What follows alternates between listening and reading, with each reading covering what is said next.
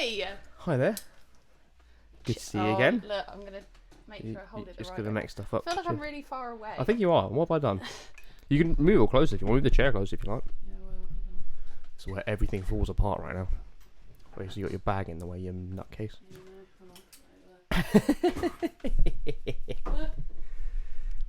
There we go. Now we can cheers properly. We can properly. Okay, here we go. Cheers. There you go. Okay, now I think we just address a few. We've got a lot to unpack today. We'd address the most important one for people who are going to be questioning why the hell I'm wearing a suit. Oh, It's because last time you gave me some shit for not making an effort. And what's this today? What? You're wearing the exact same thing, but in different colours. okay. Still got a turtleneck. Yeah, that's true. Yeah, still got jeans. It's just a different colour now. Yeah, but Having a go at me, you bastard. this feels really echoey in my ears. Yeah, I think hang on. How's that? Is that better? Oh, yeah, there we go. That's Yeah, better. it's just... So, I need to make sure that... Oh, two of my things have come off. Yeah, so our volume is up. It's just the... On the mic, the volume is up. So I need to make sure that the audio for us isn't too bad, too loud. Such a messy start. It's called authentic. Yeah. As we've discussed, authenticity is the key. It is. You're absolutely right. Yeah. So basically, still sounds really echoey in my ears. It might be, but just yeah. It'd be a little bit. It's just because of that bloody thing is Okay. hot, so it's just going to make a little bit background noise. We should be okay. That's fine. Well, because I watched some of your podcasts. Yeah. And I just thought, do you ever make an effort? Jesus. Fucking hell, mate. So I said to you, Speaking of which, can you have the mic closer to your face, please, mate? closer to my face. Yeah, close to you can't hear you. That's another complaint we had. We were too quiet, apparently. I was complaints. Yeah. I had no complaints. I feel like constructive criticism. You're fine. You're good. No worries. There you go. What are you doing? Okay, so that bottom leg, make sure it's facing you. What, that one? Yeah, make sure that's facing you as opposed to... There you go. And then tilt the mic a little bit. So push the mic forward a little bit. There you go. That's it. There you go. See? Ah, See? Wizardry right there. such a virgin. Such a what? A virgin. Like I thought you said Rojin. I was like, is that some sort of weird Japanese thing? It's a Ronin. I was too quiet. I think we both were, apparently. Oh, okay. Well, it's good criticism, good feedback. And easily rectified as well, you know. Exactly. I mean, this is still going to come out really fucking quiet, but whatever. I can just crank it up later. But it was really good, wasn't it? Good, yeah. I enjoyed it, yeah. Yeah, and I can't believe it. I know. It's so crazy. I know. Who would have thought that people would, want to listen to you? I know. Honestly. No, but yeah, it was... Can't believe it, really. Okay. Like, 150 views I we know, got on that I know. video. I know. And it's a week today. Oh, shit. Yeah, a week today. Yeah. Yeah. I thought it was really good. Very good. I had lots of nice, feedback. There was a few things that people asked me, Mm. and there were a few things that I felt like I want to talk about. Mm-hmm. But one of them was people were asking me what was Ishabol. You asked me not to put your surname in. I What am I going know. to do? Just Tash? Oh shit. Yeah, so I had to explain it's Hebrew for ball girl. Yeah. And then people were like, "Why Hebrew?" Watch the previous Watch the episode. podcast. They didn't know. Yeah. And then why ball girl? Well, that's for you to explain. Because at the minute, everyone's imagination is like, how long have you known each other? So basically, the reason that you call me ball girl is because I have my dog's testicles in the fridge. Could you like to tell everyone why and for how long? Oh, that's not a good answer to that question. Doesn't matter. Don't worry. This is the point where you're gonna get an influx of romantic suitors. Go on. Yeah, probably. Yeah. So last year, Piccolini was getting the snip, and my brother and dad kept asking what happened to his balls, and we didn't know. So when my mum and I took him to the vet, we asked the vet, oh, by the way, what happens to them when you take them off? And she sort of went no one's ever asked me that before. And she was like, a special man comes with a special box and they get taken away. And we were like, oh, okay. And we left him. And then when we came back, she asked us if we wanted to keep them. And we thought, we're never going to have this opportunity again. Absolutely. Mm-hmm. So we've kept them in the fridge, thinking of putting them in a shot of vodka or tequila or something. You know, like people put the worms or fingers. What are you talking Dog about? testicles. What, like Hannibal Lecter does? Yes. No, people do it in like Alaska and stuff. What the fuck are you talking about? It's true, honestly. Research it. I'm not researching testicles. You're missing out. No, I'll take your word for it. And yeah, so they've been in my fridge. They look. I thought they were really interesting. They look like little brains, like because it's not in the scrotum. It's just literally the actual testicles themselves. Yeah, the actual like bollocks, and they look like tiny little brains, and I think they're fascinating. But now they've been there since August, and they're kind of murky, and they probably should go. But we're all a bit. What do we do with them? Can't bury them because Pickles will probably dig them up, and then that would just be very wrong. I don't feel like it's something we could just throw in the bin. Probably not. But then equally, you talking? Can we just flush it down the toilet? Unless we put it in the food waste bin. Yeah, that would. Yeah. Oh, I don't even have testicles, but my vagina is just like closed up. Why? Because it just makes me feel really uncomfortable. So it's the equivalent is like someone scooping out your ovaries. That's the equivalent. Yeah, and keep them in the fridge. Yeah. When you put it that way, it sounds a bit weird. It does. Well, I mean, testicles are easy to get because you just go, that done. Whereas ovaries, I mean, that is a procedure to get to them. I mean, to be fair, if I'd had a female dog, I don't think I would have kept her ovaries in the fridge. That just seems more personal. I just think because it's all internal. Yeah, I get it. Yeah, I wonder how. I guess it's just a hysterectomy, really. No, because that's just the removal of the uterus, isn't it? So much. What do you call that? An ovarectomy? Oh, I wonder what actually called. There you go. Another thing to Google: testicles and ovaries. Actually, to be fair. Oh, the handy books. Let's just have a quick look. This is going to be very good content for people just watching. Yeah. Let's have a look. So we want... Oh, testes! Wonderful. Where's my O? Phosphorus. Oxytocin. Ovulation, oviducts, ovaries, continues, 915. Okay, so we've actually got one which is specifically cancer, which is fun. Cysts. Let's go. Let's see what we got. I probably can't show this, but me and you can see it. Okay, we've got the exciting part. Okay, no, some breast tissue, lovely. You and your trusty books. I know, no, nothing wrong. No, there's no. I can't believe you're wearing a suit. There's no diagrams. It's really annoying. You know you've like set the expectation really high now. For what? Everyone attire? Yeah, everyone expects you to wear a suit. No, because I preface this by saying this is an anomaly, and this is not going to happen again. Okay. So you just appreciate basic the effort. Structure. Nah. Not what I was after. How disappointing. I know. You try and look for ovaries, and all you get is just pictures of vaginas. So so close. Hate it when that happens. Close but no cigar. Oh, I know. so annoying when I try to find a vagina and all I can find is an ovary. Flip it. Oh yeah, when I try to find an ovary and all I can find is a vagina. Yeah, I mean, for the most part, you'll need like a torch and a hard hat if you want to find an ovary. Other bit I wanted to do for yourself is, well, something that I promised for you, so I'll just get it on posterity. Yay! That's for you. My prize. Your prize, and you have to open it now. Oh, I'm really nervous about this. Wait, why have I got a prize? Because I said you get one if you, at the time that we recorded this, you managed to beat all my other views. Yeah. And you have, so that's your prize. Very quickly. It's unprecedented, if you will. So that's your prize. I'm so nervous. Why? It's not like you can get the wrong thing. Oh my god! Would you like to tell everyone what it is? Oh my god! Oh my god! This is the best thing. Oh, I'm so happy. How sad!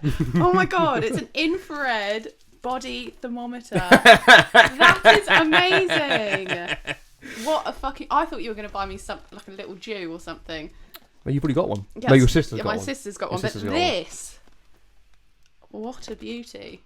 Oh my god! What an excellent idea. That's really, really cool. You seem surprised. Yeah. Good. Great idea. Oh my gosh, that is brilliant. I'm very excited to use this data. I'm sure you are. I'm going to use it on I can everyone. imagine you just being at home just like, you're clean.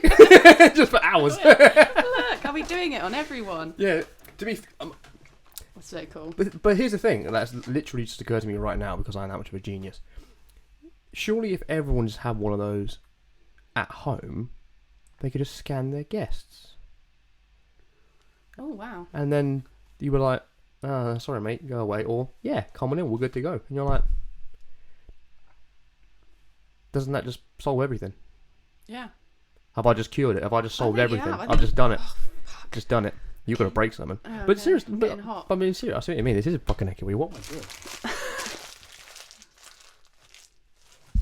How about that? Is that better? Yeah, that's nice. Yeah. Yeah, okay. I've got the thing mixed up. God, what a start. This is Look at that. Look at yeah. Well done. You're welcome, mankind. Cheers again. But I feel like this has been such a messy start. But that's what makes it fun. It's all Makes natural. it authentic. Mm. Tash Ishabol. There were other things as well that people asked me. Hmm. One thing that was pointed out by my sister and my counsellor, and I kind of thought like, oh yeah, fair enough, I should probably change my language, is I kept saying, I've got no boundaries, I've got no boundaries. Now I feel like I really need to just come back to that. Sorry everyone for everyone on the previous episode who got really excited. She does have boundaries. Well, we actually know. That's hence why we got a proof in the pudding. We have a mutual acquaintance who did go, oh, no boundaries. Hi. It worked. Proof's in the pudding. Yeah. They got, however long in that was, 50 minutes, and went, oh, stop. Hello. I really like your podcast. Oh, that's funny. I just meant I don't really have a filter, and I'm quite an open book, because my counsellor and my sister both pointed out that I was talking about abuse, and yet I was saying I've got no boundaries. Yeah. I'm hoping people knew I didn't mean it in that way. Well, I mean, I took it in the fact that you had no physical boundaries, in the fact that you weren't averse to talking about anything bodily. Yes. Is how I took it. As Yeah. in, like, you're like, everyone's got anatomy. 50% of people are this, 50% of people are that. We all shit, for example. We all piss. We all eat and all that stuff. Why can't we talk about bodies objectively? That's how I took it, as opposed to I've no boundaries, punch me in the face. That's not what I thought you meant. Okay, no, that's good though, because it then worried me, because I thought, oh god. Yes, yeah, I get it. Yeah. Obviously, I have personal boundaries. Yeah. Yeah. Why do you think we're this far apart? Exactly. But like, yeah, but I just mean I don't have a filter, and I'm quite an open book. And yeah, like you say, like I have no boundaries when it comes to talking about sex and bodies, and just because I just think it's fun. But I have personal boundaries. Okay. Obviously. So just wanted to make that clear. Well, and also for everyone who is horrendously trawling the internet for who is Ishabol, it's not the real name, so you're not going to find her, so just give up. Yeah, you won't. No. But we're not revealing that. No, exactly. So, the thing is, I like how I was saying that, but I've got you tagged in every video and podcast. Either way, you can just be like mute, block, whatever. But yeah, it was really fun last time. I was so surprised. Like, people just said such nice things. Good. Well, I'm glad you got that response, considering obviously what it took for you to say that stuff. I mean, I don't know what sort of level of courage you need to say that, but it was very refreshing and very, very open and honest. I think people were just reacting to, again, how authentic you were. Yeah, I just think like I know that I wanted to talk about sex, because obviously Louise said I couldn't. Reverse psychology, well played. Exactly, thank you. But then obviously you said to me, you're like, so why do you kind of feel so passionate about it? And I thought, I wasn't really expecting that question. But obviously if I didn't feel comfortable, I wouldn't have said anything. Well, I take that as a huge compliment in the fact that you met me like 4 minutes before that I asked that question. I know, it's very true actually. But no, and then here we are again.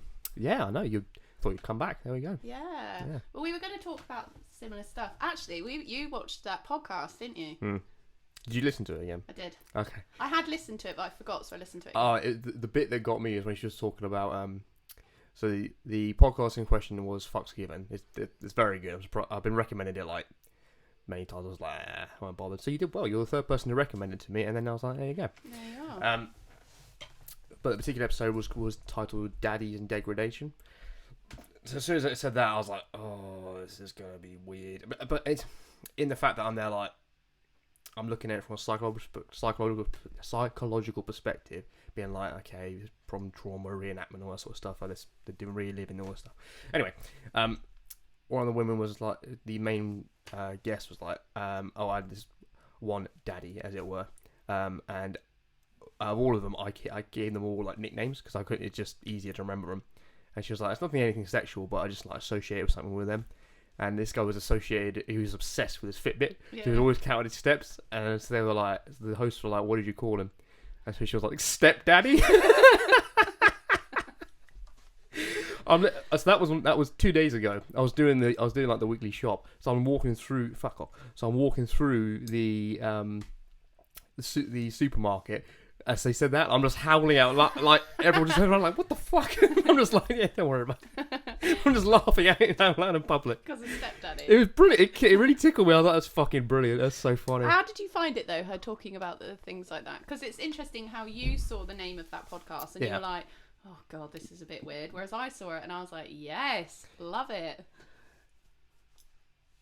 Okay, my question for you after this is going to be, why do you love it? I think I think it's because I am coming from, first of all, me as a person, and then probably me as a male, for the most part. Again, obviously, I'm just speaking rough generalisation, because, because fuck off, men can be into degradation. Yes, they can, fine. But this is from my perspective. So I guess that's from me. I was like, I'm not into that, so I'm there like, whoa, that seems a bit dangerous. Because that's what I look at. I'm like, it's this... taken to its logical conclusion, you're gonna die, kind of thing. So I'm like, whoa. And yeah, like I briefly said before, I was like, this, because of a lot of the psychological and medical stuff I listen to, they say that not all of them, but quite a lot of these are instances of traumatic reenactment. So it's trying to get the control from a traumatic experience by reenacting it. So you're instigating it, therefore it's your control, kind of thing. Which I guess I kind of get, because I guess it's kind of therapy in a way, like yourself. Not meditated. My words have gone. Yeah, it's self therapy, really, I suppose. Yeah, it is. I suppose it's a form of taking back control. Like she said it in that podcast, didn't she? That things that make her anxious or something, she almost likes to replay them. Yeah. Or if there's a particular fear she has, she'll have that as like a scenario, because then it's as if you're confronting it and it won't be an issue for you anymore and stuff like that.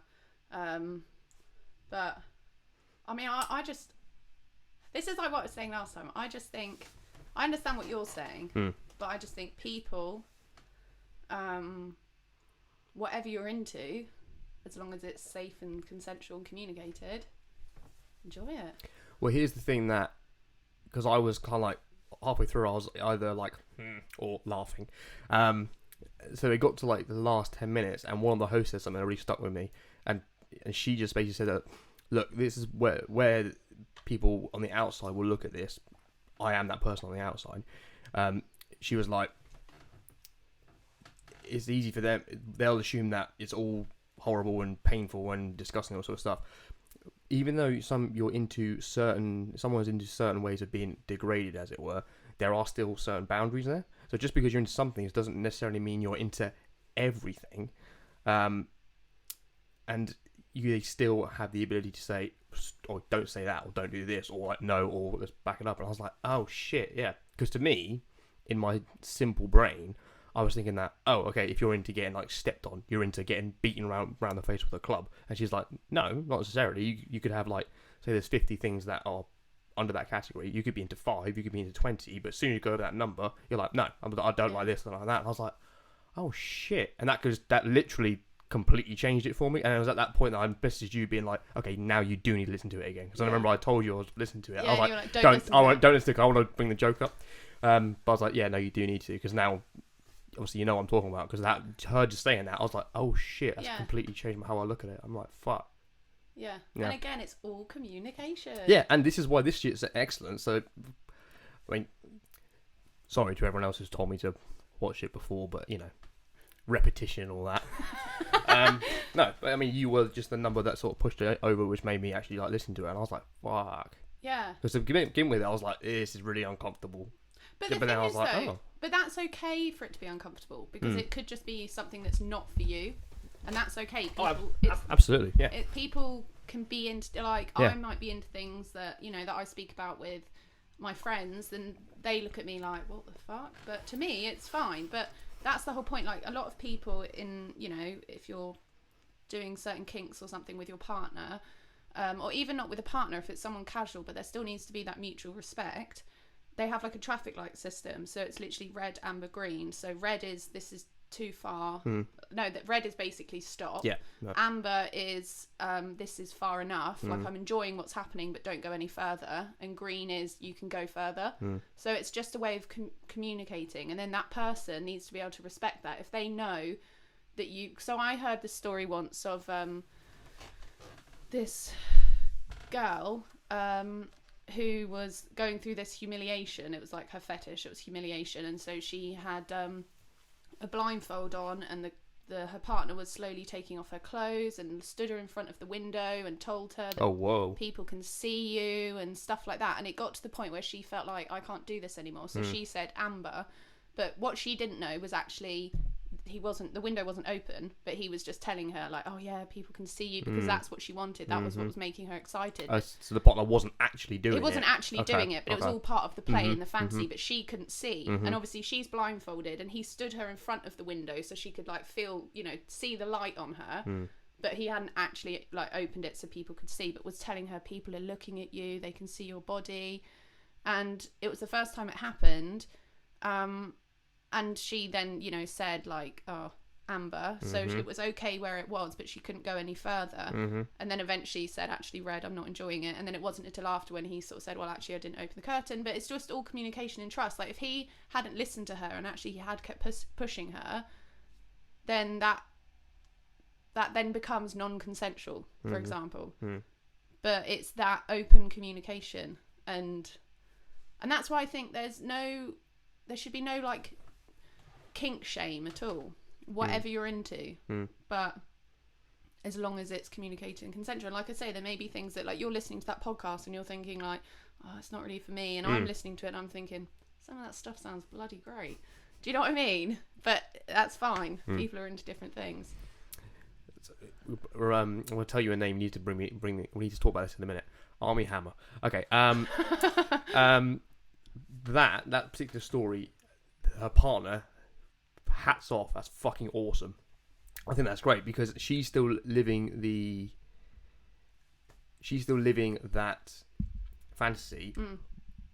But let's say, for example, it's like, say it's a small close like this, you've got people, let's say you all grew up together, you've got people, if they're actually stood at the window so that the whole street can see it, you've then got to see these people the next day, and there's like kids or something like that, for example. Yeah.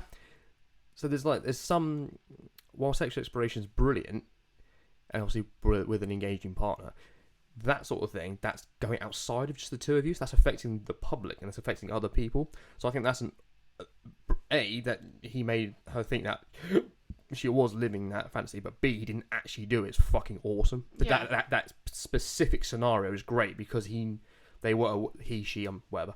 I don't know who their partner is. They are making them believe that this is happening while also protecting them, so there's no long-term social repercussions. That's fucking awesome. Exactly. That's really good. And it's what as well makes it safe for the both of them, because, you know, they knew that she wanted to be humiliated, and that was all part of her fantasy. And, you know, some people really enjoy that until they climax, and that's great if that's what you're into. And also different levels of humiliation and stuff like that.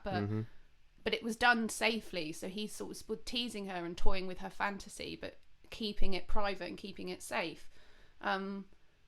So, yeah, and then again, listened and respected when she said, actually, Amber, you know, this is far enough. And then when actually it felt too much, that's when she said red, and it was like, okay, fine. So then you just change the situation and continue. But yeah, I just think... I also think people should be open-minded. I just see, when I like sex, I just think you need to like explore, experiment, and enjoy. Yeah, they're my three E's that I made up the other day. It's very good. Plug in them. There you go. Yeah, I just think you need to explore, experiment, and enjoy, because you don't know until you really try. I mean, there are some kinks, for example, that I know yeah, it's not for me, and I'm probably never going to try that. Mm-hmm. But I'm open-minded to it, and also I wouldn't then judge someone who is into that. Yeah, of course. I know, of course not. Yeah. I know that there's particular things that are not for me, Yeah. but then equally I know that there are things for me that are not. Yeah, of course. That are too far for the next person. Yeah. And so I just think, yeah, you've just got to explore. And you might explore it one time and think, oh, this just doesn't feel right. But then you might meet another partner and explore a similar scenario and think this just feels a lot better just because of the compatibility and the passion and everything like between you and that next partner. Yeah. So I just don't think you should ever like close the book on kinks. Yeah, I mean, the overall point of what we're saying is that objectively, again, to really underline the point, people do whatever the hell you want with provided there's safety, comfort, communication, and obviously no one's going to get hurt. No one outside of that is going to get hurt or anything. I think just with the purpose of this, so yeah, anyone listening, just do whatever the fuck you want. But the purpose of this is obviously just me and you just discussing our personal takes on things, and you're not getting our preferences. Fuck off. But I think for me, ones that I find very bizarre. And again, I think this is a huge thing just from an education standpoint and from a lack of exposure to it, is like pain kinks. Because I've been in physical training my whole life, I know what hurts. I know what pain feels like. So I have no interest in associating that with sex, which is pleasure and enjoyment. Like I want no pain in that, because it's completely separate things. Whereas if it's like someone's bashing me in the face or trying to choke me out, that's they're trying to strangle me. That's a different thing. It's a whole separate thing now. Well, I think from my from the people I've spoken to and like the people I've come into interacted with, the ones that do like pain in the bedrooms, either choking, biting, scratching, whatever, they don't have that physical side of their life anywhere. So whether that might be, really intense, maybe they play rugby or hockey or karate, jiu-jitsu, anything that is really physical, that means they're gonna or like running or hiking or something like that. You're gonna fall, you're gonna bash your legs, you're gonna get bruises, cuts, scrapes, all that sort of shit. You're not really like, yeah, I do that quite frequently, so I don't want to hear that. I don't want that in the bedroom. So I think that's a big part of it. I think that's the people don't have that physical side of it. They want to. Sex is primarily physical. They can put it all together. Is a theory. Is the sort of thing I've sort of noticed. But then I think that's quite interesting, actually. I hadn't really thought about it like that, because obviously, like you say, you've been brought up like doing judo, and so you like see, you know how to hurt someone, but you also know how to like defend yourself from pain and harm and stuff. Yeah. So I can kind of understand why for you, maybe you find it confusing to like then put something that's meant to give you so much pleasure with something that you've learned to avoid and fight back against. Does that make sense? And because it's judo and jiu-jitsu I've done, both of them. It's a specific, I say jiu-jitsu, that's relevant because I'm taught how to choke someone. Yeah. In like 6 different ways. So I know exactly how to do it from whatever angle, So it's bizarre when people are asking you to do it. I'm like, what? Yeah. It's it's less outlandish now, but like when I first interacted with it, I was like, whoa, okay. Yeah. It freaked me out a little bit. I was like, you don't want me to do that to you. It's like, no. It's like asking a boxer to punch you in the face. It's like you don't want him to do that to you. Yeah. No, I know what you mean, but I suppose again, it's just that's really interesting. I'd never kind of thought about it like that, but I can really see your point. I can see why for you personally as well, why it's maybe you find it hard to kind of understand why you'd want that when you've learned something so differently. But I suppose again, it's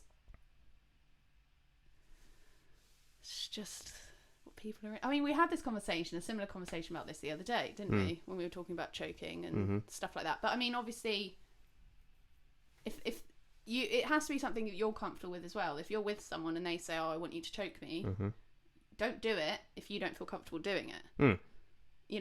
Because then again, that's not communicating your wants and needs. There needs to be a boundary. But obviously, just don't choke people like you would in judo. Yes, I'm not gonna wrap your head in the crook of my elbow. No, it's never. There's nothing more than a hand. Little squeeze. Well, and here's what I realised as well is their perception of hard, or tight is completely different to mine. Yeah. Because what they're like, that's perfect. I'm there like, I'm barely doing anything. Yeah. Like, but then that's good. It was brilliant because I'm there like, okay, cool, I can't do any damage. It's great. It's fine. Yeah. Well, yeah, and I understand that. I think, it's really interesting because I never really thought about it like that. But do you think like, if you've been in situations where you've maybe used those kinks, do you feel a bit more comfortable with it now? Yes. Oh yeah, a lot more now. Yeah. You It was do? just to begin with. It was a big shock. Yeah, just not something you'd really explored before. No, absolutely no, because it was yeah. I mean, I was with my first girlfriend for 3 years, and that was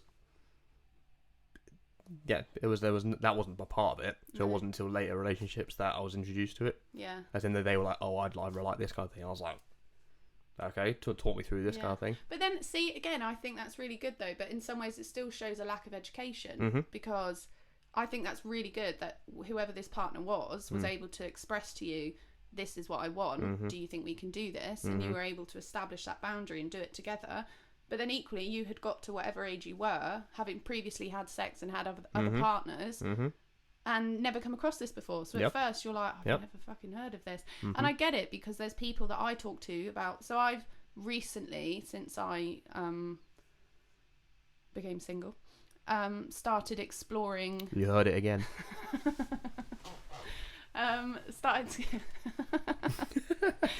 Who needs Tinder? Yeah, exactly. Just need a podcast. I've started like just becoming more open to different kinks and exploring, and there's certain things that I had always wanted to try that just never felt right with any other with the previous partner. But equally, you know, I've met some people and had a conversation, said this is the type of thing that I quite like and I'm into, and they've said back to me like, it's not really my thing, in which case, okay, yeah, that's fine, but we're obviously not compatible. Yeah, which is good. You want to go, let's establish this now as opposed to however many months down the line. Yeah, and I also think it's, you know, if you're with someone that's open-minded, like you might be with someone where you tell them like, this is something that I'm really into, and they'll say, oh, I've never done that before. But if they're willing to give it a go, then you might find that actually you become compatible. But obviously, if some people are, oh, actually, I've that's not really my thing, and I don't think I want to try it, then that's absolutely fine, and you just have to respect each other. But you know, you can have a really good relationship with someone and not be sexually compatible as well. And if you're with a partner, you need to have both. Yep, I know from experience you need both. Yeah, and it's hard, I think, if you're with someone and you're not sexually compatible. Well, take it from me, you just end up being with a mate. Yeah, It's you're just a mate. That's it. And yeah, there's nothing more to it than that. And it just becomes like, what are we doing here? Yeah, exactly. And that's hard because it's a friend that you love, and it's annoying because you think, oh, why? You know what I mean? This could be so perfect, but we just don't have that sexual element. And you're right. If you don't have that sexual element, well, then you're just my best friend. Yeah. But it's so important. Or in some people's situations, if that element goes, they realise, oh shit, that was the only thing tying us together. Yeah, exactly. And suddenly you notice like, all these other things. God, what the hell are we doing? What's going on? Yeah. But you suddenly notice all these other things that you don't have in common and stuff like that. But that's why I think, but it really does. I just feel like it all comes back down to lack of education. I agree. I just think there's so much, like, right, this for example. That? Not this. This. Your teeth? What's wrong? When you were growing up and you had your sex education, were you ever told that the chances are when you have sex, you're going to be at your most vulnerable and you're probably going to be naked in front of someone? They told us we were going to be naked. There was no talk about vulnerability. Right. So I was never occurred to me ever that when you have sex with someone, chances are you're probably going to be naked. And like, you know, my first time I wasn't, but then, you know, that's what skirts and dresses were for. Oh God. But what? Well, yeah, but do you know what I mean? But actually, when I'm joking, all right. Jesus Christ. But like when you're naked, you're your most vulnerable. Yes. And that's actually a really personal thing, and no one ever told me that was something that could happen. This person who I don't know that well is going to see every part of me. Even now, if I'm with a new partner, there's still a part of me that feels like, my God, they're going to see me completely naked.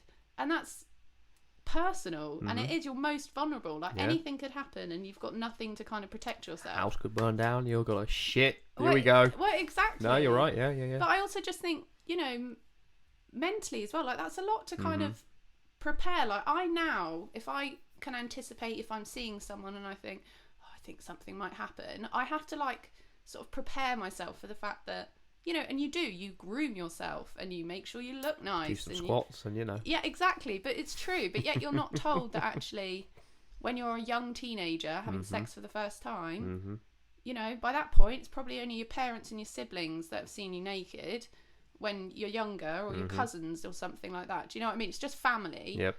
So it's suddenly there's no sexual aspect to it. Yeah, it's completely, the sexual side is gone. But like suddenly this person is just going to see you completely naked and you're most vulnerable. I think that's a bit of a head fuck, personally. Because also if you think as well, like I'm 26 and yet I still have things about myself that I look at and I think, oh, I wish I could change this, I wish I could do that, la la la. But I'm 26 now and I'm learning to love myself. But at 15 I wasn't. You're self-conscious as fuck. Jesus Christ, anyone at 15, my God, that is a bad place to be. Yeah. It's awful. I remember with my first boyfriend, if we spent a night together, I would wake up early in the morning to go and put makeup on and then go back to bed and just like lie there beautifully. That's literally a New Girl episode. Yeah, it is. But it's true. No, I wouldn't do that now. Couldn't give a shit. But it's also like parts of my body. So like I have a little mole on my chest and I used to put a plaster over it. Okay. Because I would be like, oh my God, someone's going to see it. Was it literally right on the sternum? Yeah, it's literally, and it's just like tiny. It's little, and I think it's quite cute. But when I was younger, I was like horrified. Awful. I'd always and then it actually brought more attention to it because I'd have this fucking massive plaster, and then people asked me what happened, and I would say, "Oh, my cat scratched me. Got hit by a bear, you know, whatever." Yeah, exactly. I used to wear 2 bras. Because you were self-conscious about your size. Yeah. I used at to what wear, age? 14 to 16. Okay, yeah, that makes sense. Yeah, I would say. Well, also must be an absolute head fuck as a girl, because you look at all your mates and you're like, how are some of you still like boys, and how some of you like double D's? Like, what the fuck is going on? Like, it's like a roll of the dice. You're like, what the hell? How does? Because it's not like my mates were growing up, and it was like someone would leave at summer. In like July, they come back in September just jacked because they just been pumping iron all the time. They're like, okay, we get it, we know what you've done. But I was like, it's literally just see what happens. Yeah, but then I even remember that, right? I remember when see again, lack of education. I'm telling you. Bring the mic closer. Get closer to the mic. Lack of education. Okay, let's actually move it a little bit because you've got a very good posture, so it means the mic's quite far away from you. Oh, do you know what? I actually have a really bad posture. Is that better? Yeah, that's much better. Thank you. Thanks. Yeah. I remember when I was about 13, and I felt, I've got some lumps on my chest. Oh my God. And I remember this because I was in my house and I was playing Catwoman. And I was climbing on the banisters and everything. Oh, the game? Or the game, or no, you were being Catwoman? I was being Catwoman, and yeah. I was playing. I was like 13. Yeah. And I suddenly felt, and I thought like, oh my God, I've got lumps. And I thought I had cancer.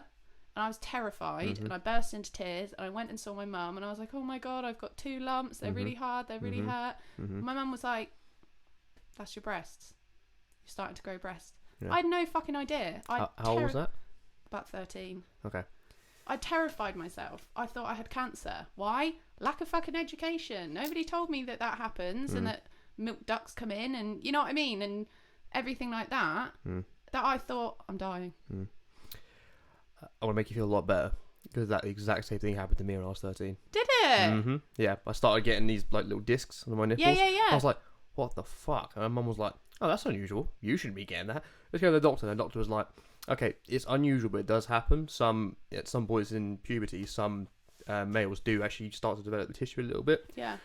It normally disintegrates. It come back in a month. If it's not gone in a month, then we'll take it out. And it went away in like 2 weeks. Yeah. But I was just like, but they were literally like 2p coins. Yeah. And I was like, these are really tender. It's the tissue, tissue. It's really tender, and it's like having fucking discs under your nipples. Yeah. I was like, this is weird. Yeah. But they were just went away. Yeah. Because it's just part of the cycle where it's just like, I clearly had a huge flux of estrogen and progesterone, and then my body was like, oh, got you with testosterone kick, here you go. Yeah, but then see, that's the other thing, is that I guarantee when you are taught about changes in bodies and breasts and things, it's probably rarely mentioned that actually people with penises could also experience similar symptoms or similar changes, but you're not educated on that.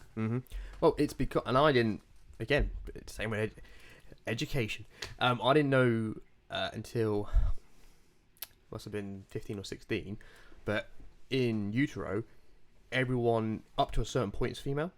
Yeah. And there's only after a certain point, I don't know when, so don't ask me, that if it's applicable, the Y chromosome kicks in. And part of that, which I worked out because a friend of my acquaintance I was telling you about, who has very, very sensitive testicles, that he has to go to A&E if they get twisted or whatever. The doctor, when he saw him then, was explaining that because this stage happens, the reason that males, if they get hit in the testicles, get pain up here is because what happens is the testicles are formed up here, and at a certain point they're just these general shaped like lumps, and then depending on what happens, if another X is introduced or a Y is introduced, they either move out if it's an X and become ovaries, or if it's a Y, they literally drop down. And so they drop down, so the nerves stretch. So the pain nerves are up here because that's where they form, and some of the pain nerves stretch it all the way down. Wow. That's why it hurts for guys in the lower stomach, because that's where they're formed, and then they fall down. That's amazing. I was like, oh shit! And that's why that is equally why ovaries and testicles look pretty much the same. That's so interesting. Yeah. See, I didn't know that. Education. You learn shit. That's amazing. Yeah. That makes sense as well. Yeah, so all I can recommend for everyone is just make sure your friend's nuts really hurt. Go to A&E and you'll learn as well. Yeah, there you go. If you want to learn about your... No, please don't do that. It was real scary. Yeah, I imagine. He couldn't move. We had to carry him because he was in so much pain. It was real bad. I feel like sometimes it's happened to my brother before, and it literally he went white, made him feel sick. And he was really little, and we took him to the doctors. Bless him. He was so tiny. He was about 8. Yeah. And we had a tiny little... It was really cute, actually. We had a tiny little pool table on top of our big table, and he was standing on there to play pool. Fell, and he smacked his bollocks in between the table, on the side. Jesus. Yeah, and I had to go to the doctors. And my dad took him, and then when they were leaving, my dad said, "What do you say?" And he was like, "Thank you for looking at my willy." Yeah, fair play. Yeah, I know. The last time I got really badly hurt in my nuts, I was sparring with my mate Jake. Jake, for regular viewers of this show, will know that he's a fucking huge, balded, bearded, massive guy. Okay. So we were just sparring or whatever. He went to kick, and I thought he was going to do a roundhouse. So I was like, oh yeah, I'll be clever. I stepped out of the way, and he turned it into a front kick. He didn't think I was going to move. I didn't think he was going to change. Oh. So I basically stepped into the kick, and he just toe pumped me proper hard right up. I literally just hit the deck, and I was just like, I couldn't see anything. I just my whole vision just went black, because it's just like having this 120 kilo dude just slam into you. I was like, I had to hold them and go upstairs and lie down, because I couldn't. I genuinely thought I was gonna die. I was like, this is another level of pain. I was like, this is really painful. Yeah, it's just so weird, because I felt sick. I couldn't see anything. I was starting to feel my way back into the house. I was like, that's awful. They're sensitive little things, aren't they? They are, and they're so fucking pathetic that they have to be outside the human body, otherwise they cook. So it's like, oh well. That's funny. It's like Betty White said. He said, why is it the phrase, grow a pair of balls? Balls are weak, pathetic. The phrase should be grow a vagina, and I think it'd take a beating. Yeah. I was like, well said, Betty. Well said. Very fucking true. I think it'd take a beating. You're like, yeah.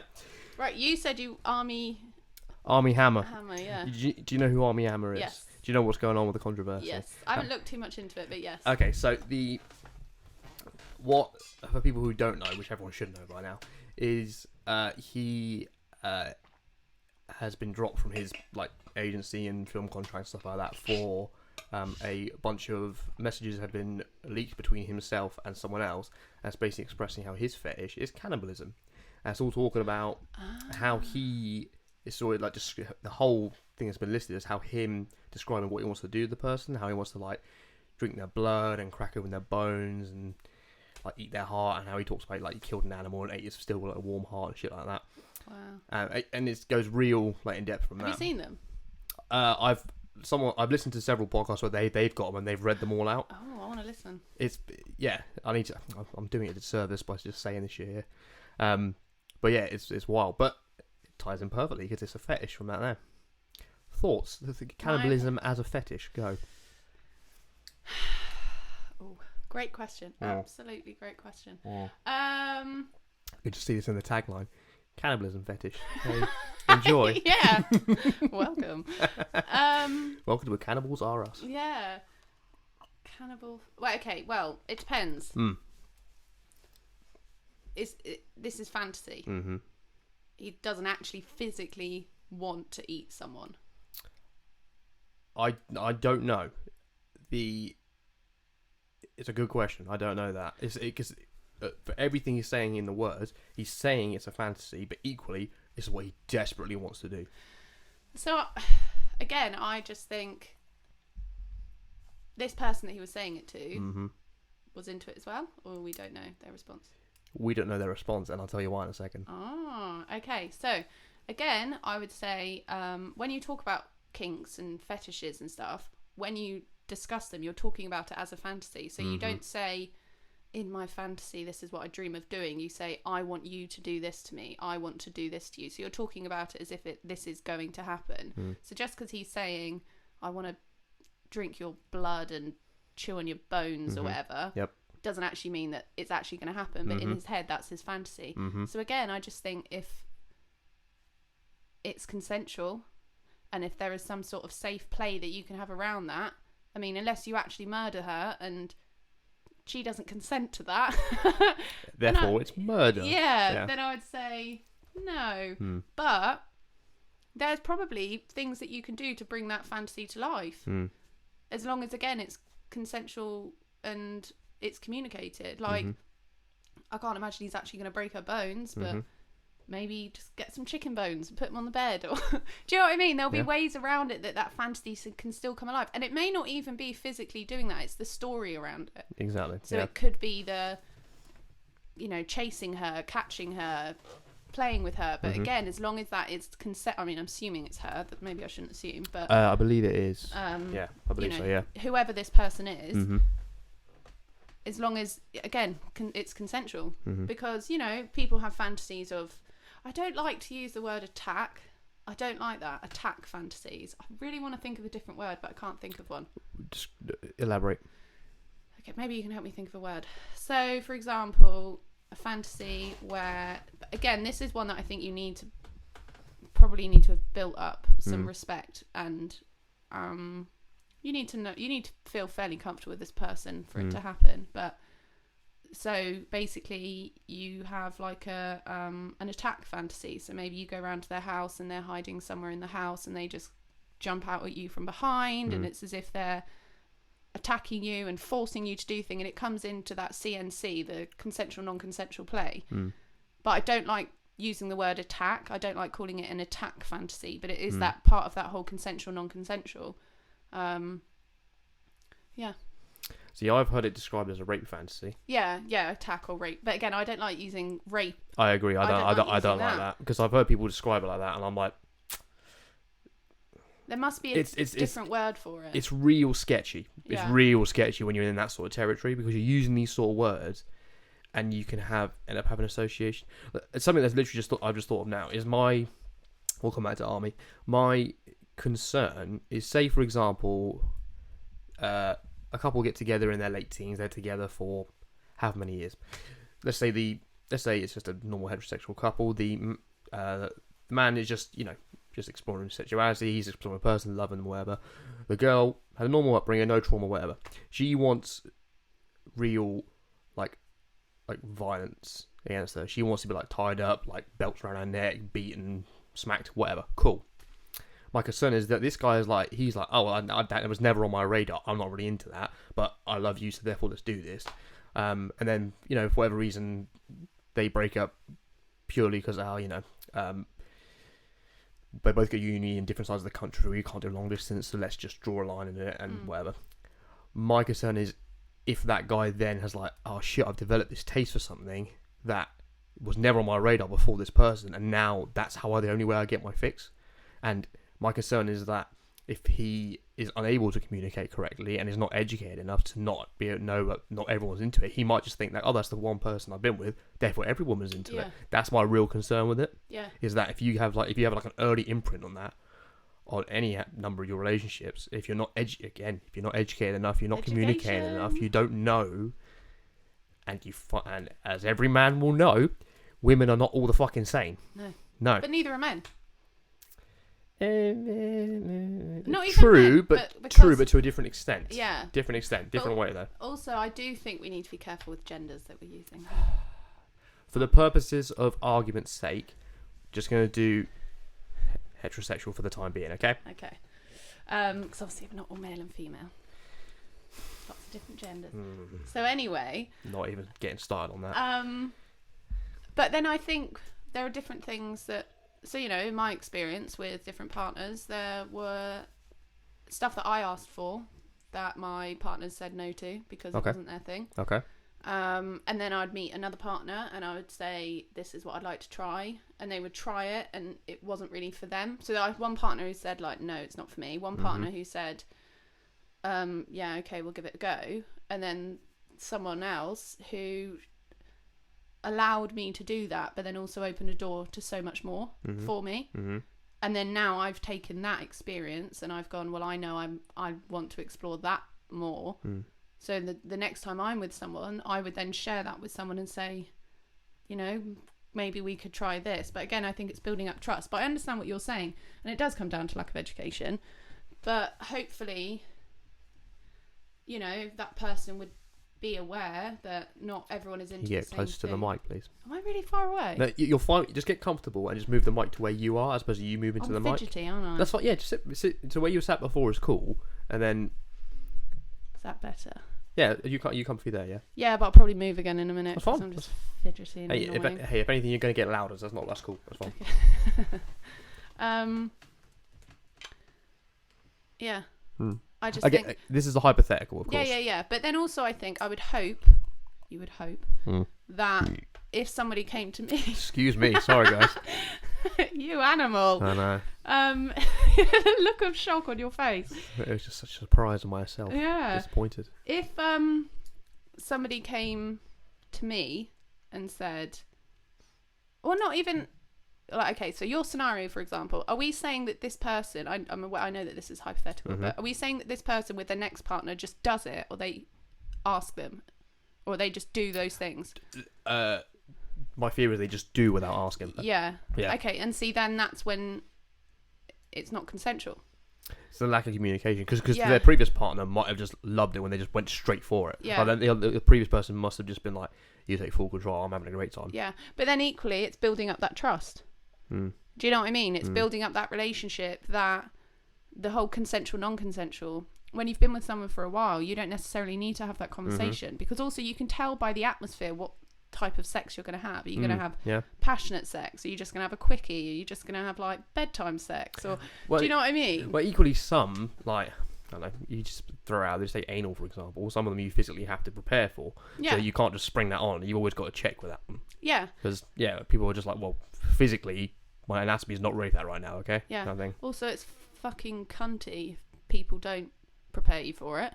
Yes. Really cunty. Oh, I missed. Wrong hole. Yeah. Oh, that's funny. But then I would hope that person, that if this hypothetical person was just suddenly doing it to somebody, they would feel strong enough to be able to say, stop. That's what you'd hope, yeah. Yeah, but then that's when the line is blurry, because if they don't stop, well, then now it's rape. Yeah, exactly. Because this is not, I'm not consenting to this. But equally, that person isn't.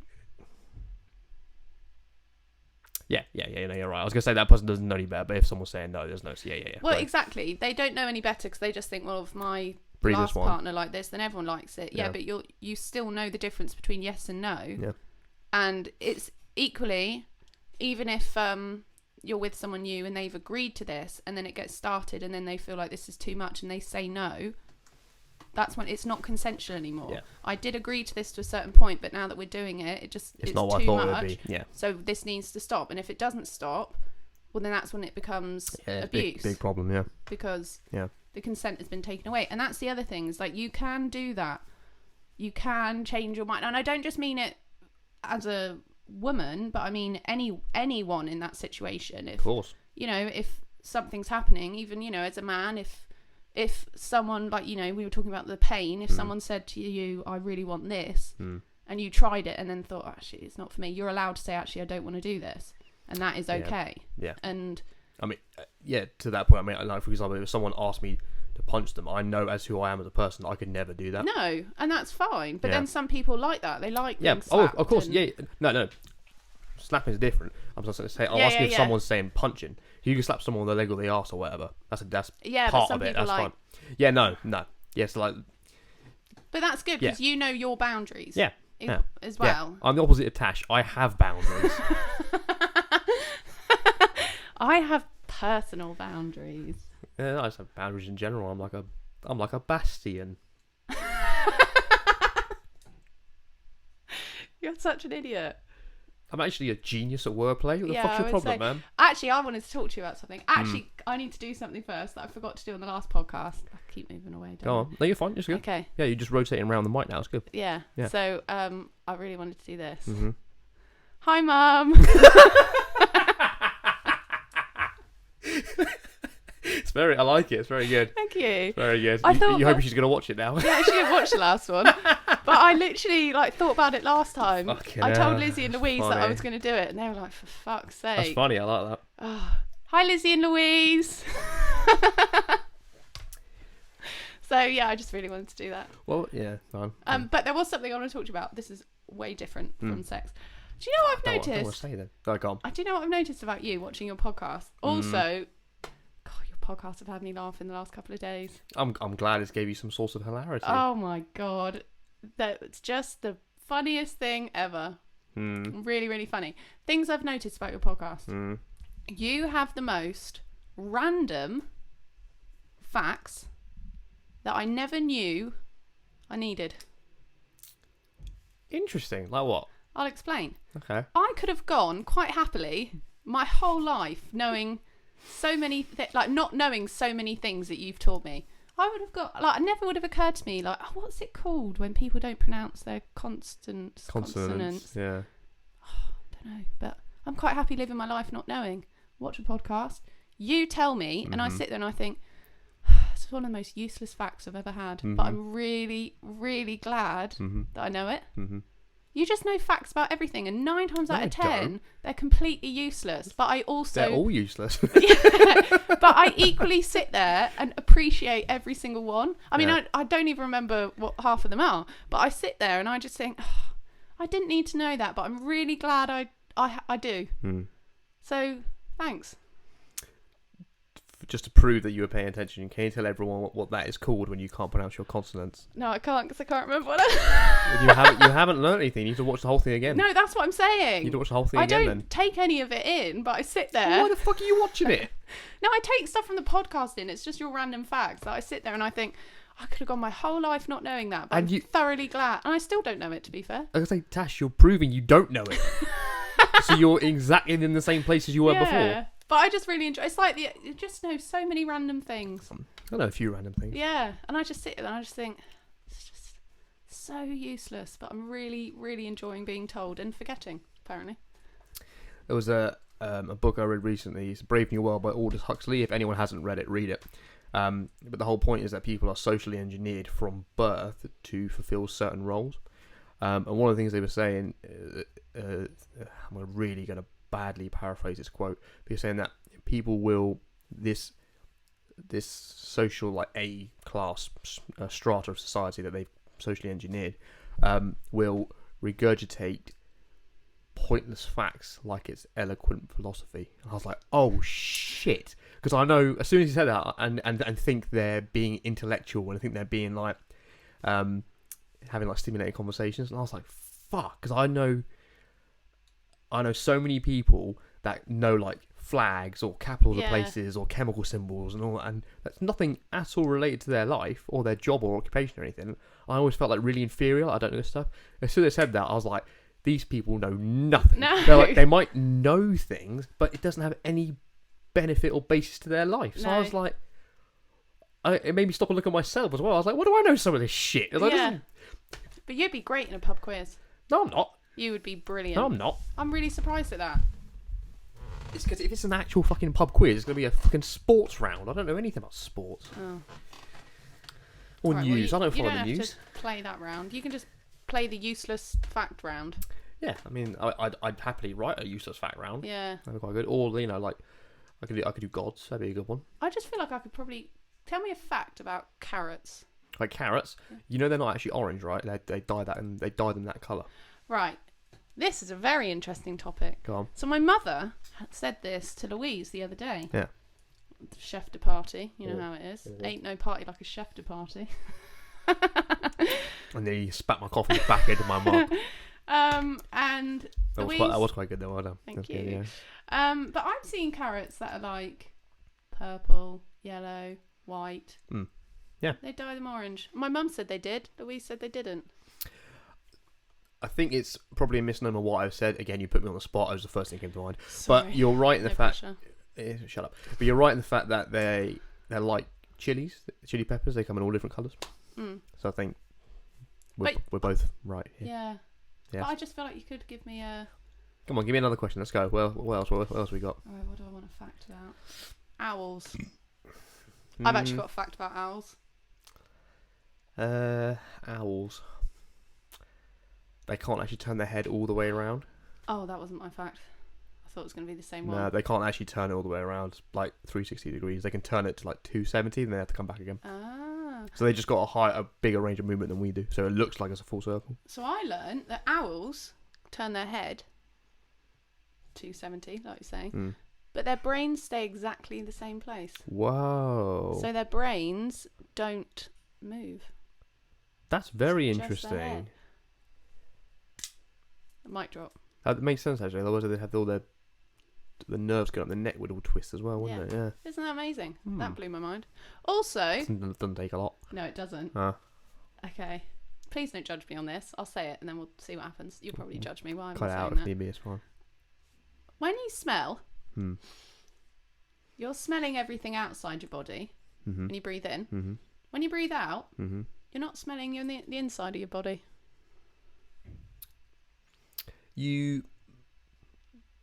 Couple of reasons for that. One is you're familiar with your own smell, so you can't smell it. Very true. The other one is it would depend what you've eaten. So your body's very good at digesting things and breaking it down, so it doesn't create much of an odor while it's in your mouth or around. If it's like an onion or an egg, or a fish, that's particularly smelly. So if you ate that, then breathed out after you ingested it, you still get that smell because it's just, I think it's like sulfur content or something, which makes things smell bad for food. So like eggs is massive. Yeah, fish should be the same. Probably curry as well. Probably a lot of sulfur. That's what gets the smell. Acidy. I don't know where sulfur is on the acidity scale. Should have. pH scale. Sorry, pH Yeah. scale. Should have asked your mum this question. Yeah, she would know. She would know a lot. Yeah. Hers came out today, by the way. I saw. Yeah, You're yeah. watching that later, It's probably. a good one. It's a good one. Yeah, I saw that. I got really confused because I thought, oh, she's already done one. I thought it was the first one, and then I realised it's not. Second one. By that logic, you wouldn't be here right now. Yeah, I know. I surprised myself. How do you make it through a day? Like, how does this happen when you have like contradictory thoughts in your own head? Yeah. That you're like the living embodiment of George Orwell's double thing, but he didn't realise it would be simple. He thought it'd be nefarious, as opposed to just, I'm just not paying attention. Do you know, I actually ask myself this question sometimes, Mm. how I make it through my days. Mm-hmm. I just think I have conversations with myself, Mm-hmm. Mm-hmm. really, Mm-hmm. most of the time. I don't know. It's just like, I don't know what I'm saying. It's just like that Hobbit thing. Do you know what I mean? Where it was like, oh yeah, Bilbo. No, I don't want Bilbo. Yeah, I'll be Bilbo. Oh no, I don't want to be Bilbo. And you were like, Bilbo's a good choice. And I was like, okay, then I'll be Bilbo. Yeah, but that is just because you're indecisive, and I I'm made a decision for you, and you went, yeah, cool, man. I'm very indecisive. Yeah, it's assertive. That is my role in life, to be assertive. I need to be more decisive. I'm gonna say indecisive then. I'm not a decisive person. Or you just need to be like with someone who is decisive, and you can be like, and they be like, that one. You're like, cheers, man.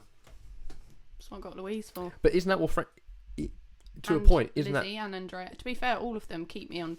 Do you know? Sometimes I just think I'm quite mentally lazy. There are just so many things I just don't. Could be. Just don't care. That's arguably not a bad way to be. Yeah. Because arguably you should.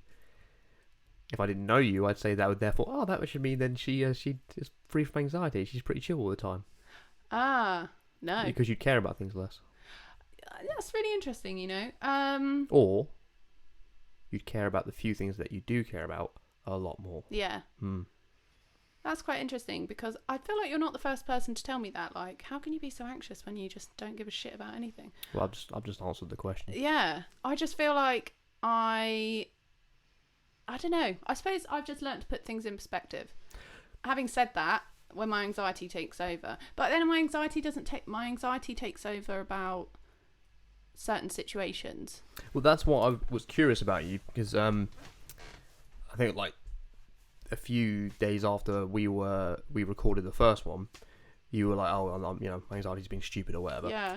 What do you get anxious about? Because I wasn't quite sure at the time. Anything. Okay. I can get. So, for example, last night, I was really anxious about something. Really, really anxious about something. There was something that I wanted to do, but I had to really build myself up for it. And I spoke to Andrea, and I was talking to her, and she was trying to help me. Then I spoke to Lizzie, and she was trying to help me, and I just build myself up. And it's difficult because basically they say there's like irrational and irrational. Mm-hmm. But the thing that makes it really hard is the fact that they're just so blurred when you get anxious. And sometimes I know the things that I'm thinking are so irrational, but then you have that voice in your head that says, but what if this actually happens? So I can't unthink it, because if it happens, then I know it would have happened. But if I now unthink it and then it happens, well, I'll feel bad because I told myself it was going to happen, but I also told myself it wasn't going to happen and it was going to be fine.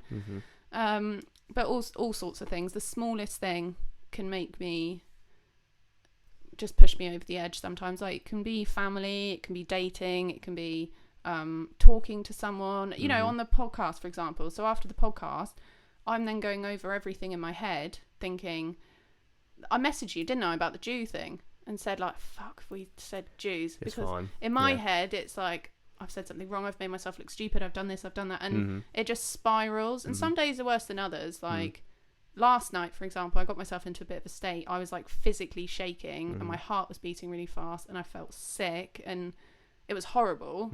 But I, managed to kind of calm myself down. But then I have other days, which I call them my like flat days, where they seem to happen every couple of weeks. I struggle to even get out of bed. I don't want to talk to anyone. I don't want to see anyone. I just want to watch TV, lay in bed all day, and I just feel really, really low. And I just want to cry. And I can't 100% pinpoint what it is that's making me feel that way. I couldn't tell you exactly what it is, but I usually just spend the day in bed watching TV, and I don't talk to anyone. I put my phone away, and it's usually lasts for about a day, and then the next day I wake up and I'm relatively okay. But I think it depends really, and then depending on what I'm anxious about depends on how it kind of affects me. And some things, I'm trying to think of like an example, but it could be something to do with work, where I've said something to somebody and then I go home and I suddenly think, oh God, I said that in the wrong way, and my mind is like going, and then I'm talking to everyone about it. So I'm talking to my mum about it, my sister about it, Louise about it, Andrea, Lizzie, asking them all for their opinions on, I said this, what do you think that meant? They responded this, what does that mean? And I can't let it go. And I'll be sitting with my mum and I'll just be going over it, and I just can't let it go. And that's the whole like irrational and irrational side, but I can't ignore it. I like how your brain is made up of purely irrational and irrational. Yeah, there's nothing else there. That's literally it. But yeah, all sorts of stuff. And the smallest thing. It could be the smallest thing. It could be someone just making a comment to me that I've never even met before, like, oh, that's an interesting jumper. And then I now think, oh, God, that's an interesting jumper. What? That's such a bullshit phrase. Like, what is it? What do you mean? Yeah, What the fuck do you mean? But that could stay with me for days. I mean, that makes sense. That's really fucking ambiguous. Yeah. Unless you sit down, unless you go, hold on, explain. What the fuck are you talking about? Yeah. Yeah. But then, you know, my anxiety around my family can be... Actually, my anxiety around my family is not too bad at the moment. But, yeah. Yeah, you do have to answer if you don't want to. But what makes it anxious? Like, are you scared how you're, like, perceived by them, or...? So, I basically was, like, diagnosed with anxiety about 6 years ago. When my... No, it must have been more than that now. 7 years ago. When my boyfriend stole my car. Great times. And then my dad... Shouldn't still be funny. I know. But then my dad was diagnosed with cancer. Oh, shit. And it was like all this stuff just kind of came on top of me quite quickly. That makes a lot of sense, yeah. Yeah, and I started having really low negative thoughts. And I went to the doctors and he signed me off work and put me on medication. And then I went back to school and I was found in the toilets and I was crying and I got signed off work and I was off for 2 weeks. And I used to have really bad panic attacks and I'd be shaking and I would just burst into tears and stuff like that. And then for the last 6 or 7 years, I've kind of been on and off with my anxiety, on and off medication and stuff like that. And then I would say it was December 2019 when I started to go low again, and I didn't realise that I was that low, and everyone was telling me that I wasn't myself, and I was like, no, it's not me, it's you. Andrea, for example, we've known each other 4 or 5 years now, and our relationship is like just really close. Like, it's more than friends, and it's like we're family, but we're just really close, and she's close with all my family and my mum and stuff. And I hadn't spoken to her for months, and I think it was March. My mum and I went over to her house one evening, and I just burst into tears and just like sobbed and sobbed and sobbed, and it was like this massive weight had been lifted off my shoulders because I hadn't realised how much I hadn't been myself. And then from there, I went to work the next day and was sent home from work, and went to the doctors and was signed off work, and I was put back on medication. And I went to stay with my sister in London for a few days, and it was just the weirdest feeling ever, because I suddenly felt like my mind had been like wiped clean, but I hadn't noticed that it had been clouded. It was honestly the weirdest thing, and I kept going on about it because I hadn't realised. Everyone was telling me I wasn't myself, and I was like, no, it's your fucking problem, you're this, you're that, I'm perfect. And then it happened. I just had this massive breakdown, and it was suddenly like, oh my God, I'm really not myself. And then I was off for 2 weeks, and then we had a week back, and then that week is when we went into lockdown. So then I was working from home anyway. And then that's when I started seeing my counsellor, and then through that I started confronting my abuse. My dad was diagnosed with cancer again and stuff like that, and yeah, so then I think it was like April, May last year when I started seeing my counsellor, and I could feel myself getting to that point now. I was in March, and I was trying to like anticipate it. So I contacted counsellors and I contacted the doctors and asked them if I could up my medication. So I've been on like a higher dose of my medication for, I don't know, 10 months now, 9 or 10 months. Okay. Yeah, so, and some days I'm great, like I've woken up today and I'm just feeling positive and I'm feeling good, but then I could wake up tomorrow, I could feel shit, and I couldn't really tell you why, but it's like I get a ball in my stomach and a ball in my throat, and I just feel sick and I feel shaky and I feel really unsettled. Like, I want to sit down, but I can't sit down, so I want to go and do something, and I want to be with people, but I also want to be on my own, and I want to watch TV, but I can't concentrate, and it's just, I feel very jittery, is probably the best way to describe it. So yeah, so I waffled there for a while, didn't I? Not at all. You answered my question. A very long way. But yeah, but shit, anxiety's fucking hard, man.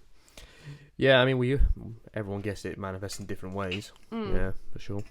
It's hard. It really is. Especially sometimes it's hard with people that don't necessarily understand it. Yeah, I mean, as everyone has it for greater or lesser extents, it's, I think, probably the minority have it to a greater extent. So odds are they're not going to be around other people who have it the same degree as they do. Whereas, like, I mean, I think you and my sister do, for example, as my younger sister. Yeah. So I think there's some sort of like solidarity there. So you both can't understand. Yeah, and it is amazing when you sort of meet someone and you're just like, yeah, you get it. But equally, that can make things quite hard because we feed into each other's anxieties. Yeah, and exactly. If one person succumbs, the other person completely relates, so it's really hard to like stay away from it. Yeah. You're like, oh, okay, I can feel the same thing. Yeah, yeah, exactly. And also, that's a contagious, man. I know. But also, it's like if I'm telling her something about this is how I feel, her advice would probably be similar to the advice that I would give her. But that advice isn't always great because it's anxiety-based advice. Whereas if I talk to someone who doesn't have anxiety, sometimes that's actually better because they will see things more rationally. Yeah. And it will be very black and white. Like that's why yesterday I spoke to Andrea and Lizzie because the way they see things is like, right, well, it's this or that. So there's no blurred line in between, and that's what anxiety is. It's like building up all these scenarios in my head, and what if this happens? What if this happens? I don't want to do it. And I was physically shaking, and I was like so sick, and they were both like, well, you either do it or you don't do it, and that's it. And that's sometimes what you need. But yeah, I did do it, and I feel great. Good. So yeah, just have to like confront it sometimes. And this is what I said this morning. I put it on my Instagram because it's like, when I was signed off last year, I was off for 2 weeks and it was really bad. Like, I couldn't leave the house. I wasn't really eating. I was meant to meet up with my friend, but I couldn't face leaving the house, so she had to come to me. And then eventually I agreed to go stay with my sister in London. But before I left, I was standing with my dad in the office and I was like shaking. And I said to him, I can't do it. Like, I cannot go to London on my own. So he called my sister and said, you need to meet her or she's not going to be able to come. And I just, it was awful. And it's something that sounds so simple, getting a train. But I was so paranoid. I'm going to have to talk to someone to buy a ticket and I don't want to talk to anyone. So my sister agreed to meet me at Paddington. So I had to get the train from London to Paddington and then we'd get the tubes together. And it was terrifying. I literally put my headphones in so that I didn't have to talk to anyone, and I just gave myself like, right, I just need to go to the ticket machine, go to the train, don't talk to anyone. And the ticket machine wasn't working, but the guy, I don't know whether he could just like sense my, I don't know, aura or whatever, but he was so nice to me. He was so nice that it made it so much easier because he could almost see that I think that I was a bit flustered and I was stressed. So he sort of helped me and he told me exactly where to go. And then when I went on the train, it was hard. There was about 6 people in the carriage and I started to walk down and I just suddenly had this wave of panic because I felt like, oh my God, everyone is looking at me. There was like 6 people. No one even looked up. But I started walking down, loads of empty seats, and I just thought, I can't do it. So I came back out and just sat on the floor next to the toilets because there was nobody there. And I couldn't face being with someone. And then got off the train and literally like sprinted to my sister and just like burst into tears because it was just so overwhelming that I know. And then by the time I came back from that, I felt so much better. Honestly, it was the best 4 days probably I've ever had. It did such good things for my mental health. It was unreal. But I easily could have come back after those 2 weeks and gone back to the doctors and said I want some more time off because I still wasn't right. But I also knew that if I did that, I would find it so much harder when I eventually did go back to work. So before I started back to work on the Monday, I asked if I could come in on the Friday just to like see everyone again and kind of pace myself. And yeah, I did, and everyone was so friendly. like literally they were like, we're only worried about you, don't worry about anything else. Like everyone gave me a hug. The kids were just so sweet when I went in.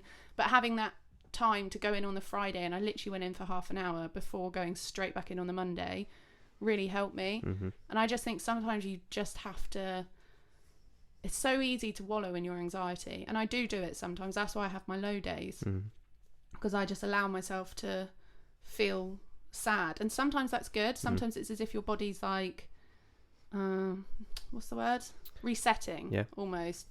But in situations like that, you've just got to confront it, otherwise it's literally going to take over you. And that's what I found last year. I was my anxiety was my anxiety was controlling me rather than me being in control of my anxiety, which is why when I felt myself starting to get to that point again, I was like, right, I need to contact the doctor to up my medication. I need to find a counsellor, because if I don't, I'm going to go back to how I was in March, and I'm not even going to be able to leave the house. So it's literally just like trying to take control and be one step ahead of it, is how I see it. Fuck me, I feel like I've really talked. I mean, I know it's a podcast, but I've really spoken. And we were actually meant to be talking about you on this one. It's organic. I'm so sorry. So no, okay, don't fucking apologise. It's organic and it's authentic, and the point of this is for people not to hear me. They see me every time. It's the point of this is the guests, because the guests vary every single time. So the emphasis is obviously on you. Yeah. And like what we talked about last time, I'm sure it's very, very hard for people in that situation, in a coercive controlling situation, to speak about it. And I'm sure it's the same thing as well for people with anxiety, because they either don't feel it up to it, or they feel like they're going to be ridiculed for saying it, because they feel while their feelings are valid, they'll feel silly talking it out loud. Yeah. So you're talking as much as you need to. Thank you. It's good. It's like a little therapy session, these. Just start charging. Yeah. Yeah. But like, yeah. I mean, it's taken me a long time to get to where I am now. I look at 2020 as the best year of my life. It's a good way to look at it. I like it. Yeah. In so many ways, I went through a horrible breakup.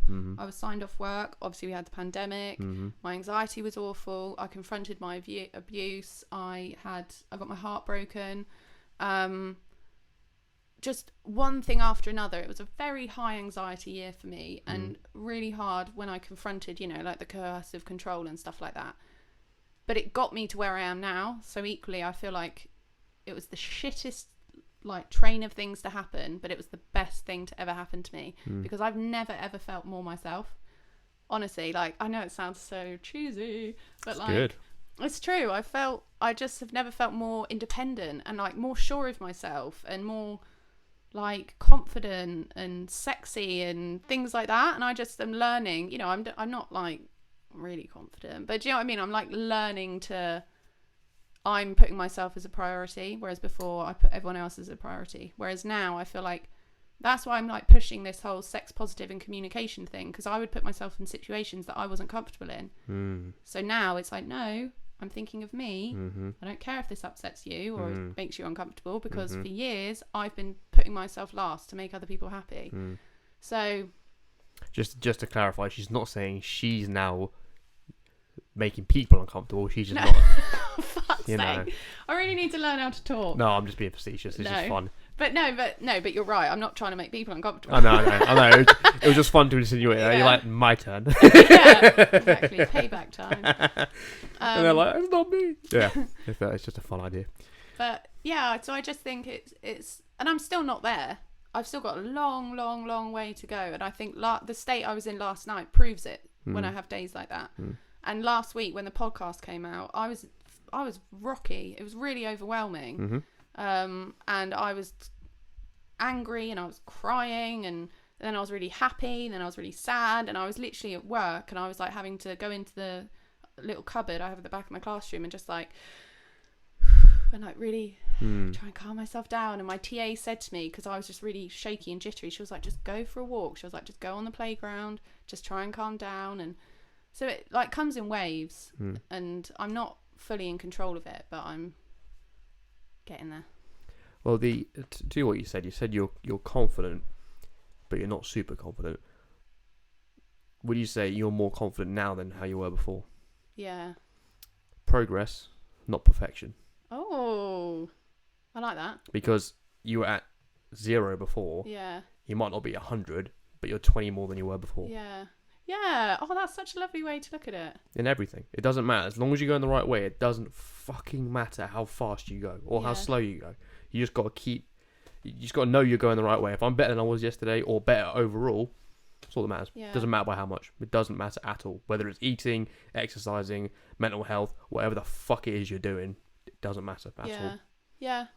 Yeah, that's very true. I like that. What was it? Progress, not perfection. Progress, not perfection. I'll remember that. Yeah. I get it tattooed. Yeah. Progress, Get it in reverse on your face so you can see it in the mirror. That's like the tattoos that you and Josh were talking about in one of your podcasts. Which ones? You were talking about this guy who got a tattoo on his head because then that meant he couldn't go back and get an office job. Oh, Travis Barker. Yeah. Yeah, a drummer of Blink-182. Yeah, so he had no choice but to be a drummer, yeah. Yeah, and you were talking about, would you guys ever do that? I'm not at that point yet. I'm not. I think it's because I don't have that. With Travis, he knew definitively that's what he was going to do. I mean, he has like car dealerships and he owns the clothing brand Famous now. So I'm not at that level of conviction yet. No. Not yet. One day. Cool. Progress, not perfection. Yeah. Getting there. There's another one I say which really pisses people off, and they tell me something. I'm just like, getting there. Getting there. Is that your thing for anything? Well, that's for me. That's not. I don't apply it to other people. Other people, I use the progress one, but for myself, it's because I naturally have quite a big ego, so I have to crush it. I have to keep it. That's quite good that you can admit that. You think you've got a big ego? I know I do. Really? Mm-hmm. Why? I think it's just who I am. I think I just do. If we want to go psychological, we say firstborn child kind of shit. I don't know. No, it's just boy. Yeah, it's just who I am. That's really but that's so interesting that you're aware of it, and yet you're like, I really need to come down a few pegs because I'm a cocky fucker. Yeah. Really? Absolutely. I've never thought of you as being like arrogant or anything like that though. That's good. It means fuck off. Fuck, wait, hey, I have evidence that says you're a twat. That was brilliant, by the way. You're welcome. Good. It means it's working. It means I'm keeping a lid on it. But if you think you're allowed to be your true self, I would probably not be a nice person. Really? That's so interesting. I'd just be rude. I'd just be rude to people. Because you're better than everyone. Yeah, that's what I think. But then I'm just like, that's like my gut thought, and then my brain's like, shut the fuck up. You are nothing. You're a little like insignificant speck on the surface of the planet. Get on with it. And I'm like, okay, cool. Papa bless.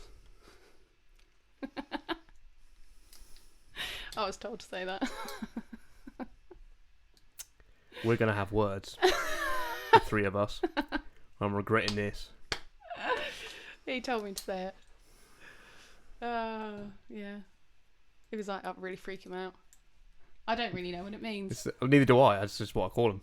You call him Papa He bless? keeps fucking saying it, that's why. And I'm like, what is that? He's like, I don't know. I'm like, alright. He doesn't know what it is. Don't even. Yeah, he told me to say it. Look at that. Look at these these inside jokes that no one knows about. You barely even know about. I don't even. But that's how. No, I'm not going to say that. I was going to say that's how easy I am. I'm not. I have personal boundaries. But I just mean I'm just so naive. Good. Yeah. Okay. Fair enough. Yeah. I know, not naive, innocent. No. Yeah, I think we've covered that isn't the case. So we should talk about what we actually were originally going to talk about with you. Okay. If you want to. Sure. Floor's yours. What would you like to know? Well, we were talking about coercive control, weren't we? Hmm. And we were talking about how it never occurred to me, really. I only selfishly probably think about the impact that it's had on me rather than the impact. Rightfully, because it happened to you, so that is the correct response, yes. But it's not really until you and I spoke the other day that actually, and then we were like reflecting on the podcast and obviously your reaction in the podcast, how it's not just the victim that it affects people around them as well, and the impact. And I think that's why I had a very rocky relationship. Not rocky, no, that's bollocks. But like this subject was quite taboo with my mum and my sister. We never spoke about it. Oh, right. Because they, so I'm just falling. Go for it. They found it hard to understand, and I think because for them, it's a hard thing to know that your daughter or sister has gone through something like that when they were there. Do you know what I mean? And so we were sort of talking about that, weren't we? And then, you know, obviously you had shared something about your experience. But yeah, it's just that different viewpoint, isn't it? Yeah, I mean, it's... So, several years ago, someone close to me was raped by 2 people. And it's seeing the effect it had on them,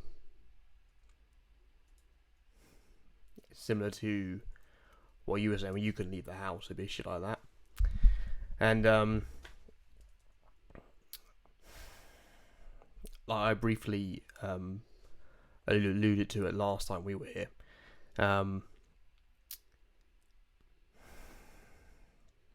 By saying how, like, when I found it, when they called me about it,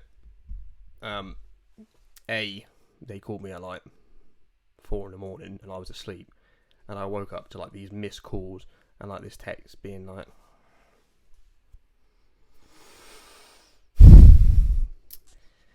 like, please pick up, like, please, kind of shit. And I was like, I called them, like, I woke up like 6 or whatever, and I called them straight away, and they were like, yeah, you know, they said, like, I was like, what the hell's going on? And they were like, the worst has happened, kind of thing. So they briefly gave me like a rundown of what happened. And they were like, yeah, I finally managed to get like this taxi from that hotel or wherever they were at, like going home.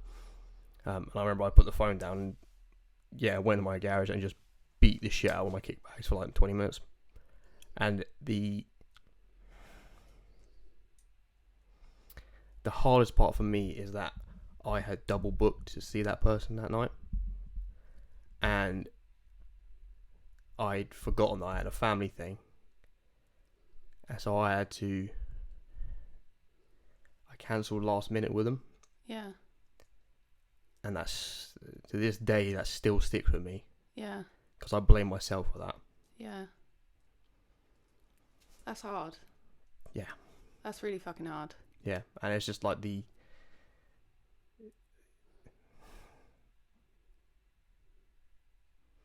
Thing is, it's so easy to say you can't blame yourself, but I know it's easier said than done, because we all do it, and that's a fucking hard thing to overcome. Yeah, and I think for how I've been, like, a lot happened in the years around that, like changing relationships, changing friendships, changing jobs, family disruptions, moving house, like a lot happened in those years. So, and I don't think I've ever dealt with it all. No, probably not. And I've just kind of,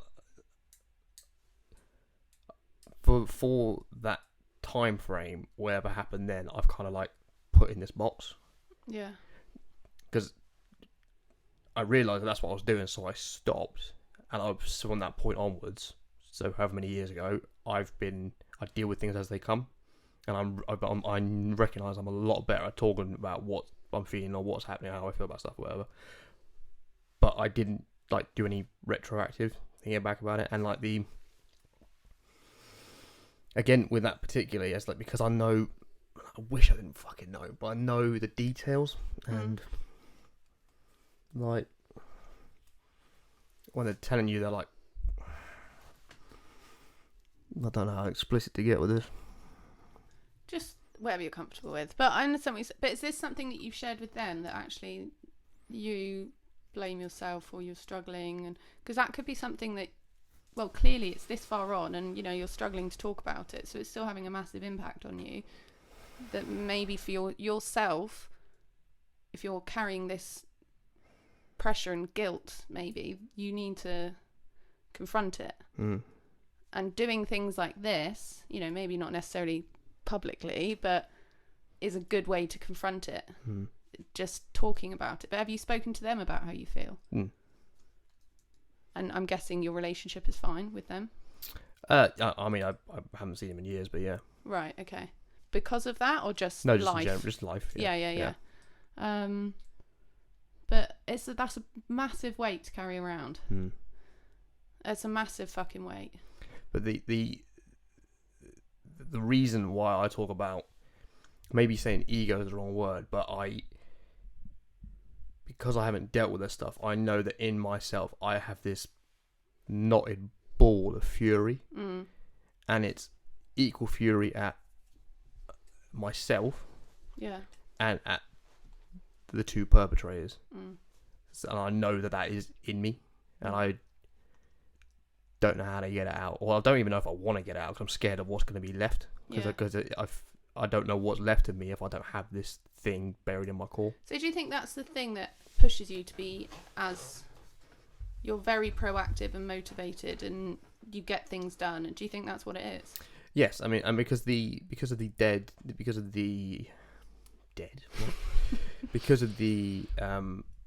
as a direct response of that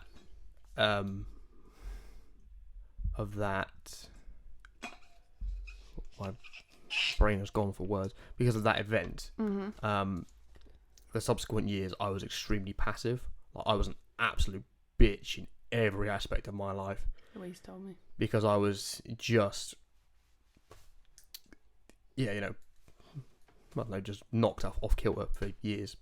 And it took me, I've only been how I am now for only a couple of years now, but I've done it now because I'm like, fuck this, like I'm objectively and rationally know that it wasn't my fault. And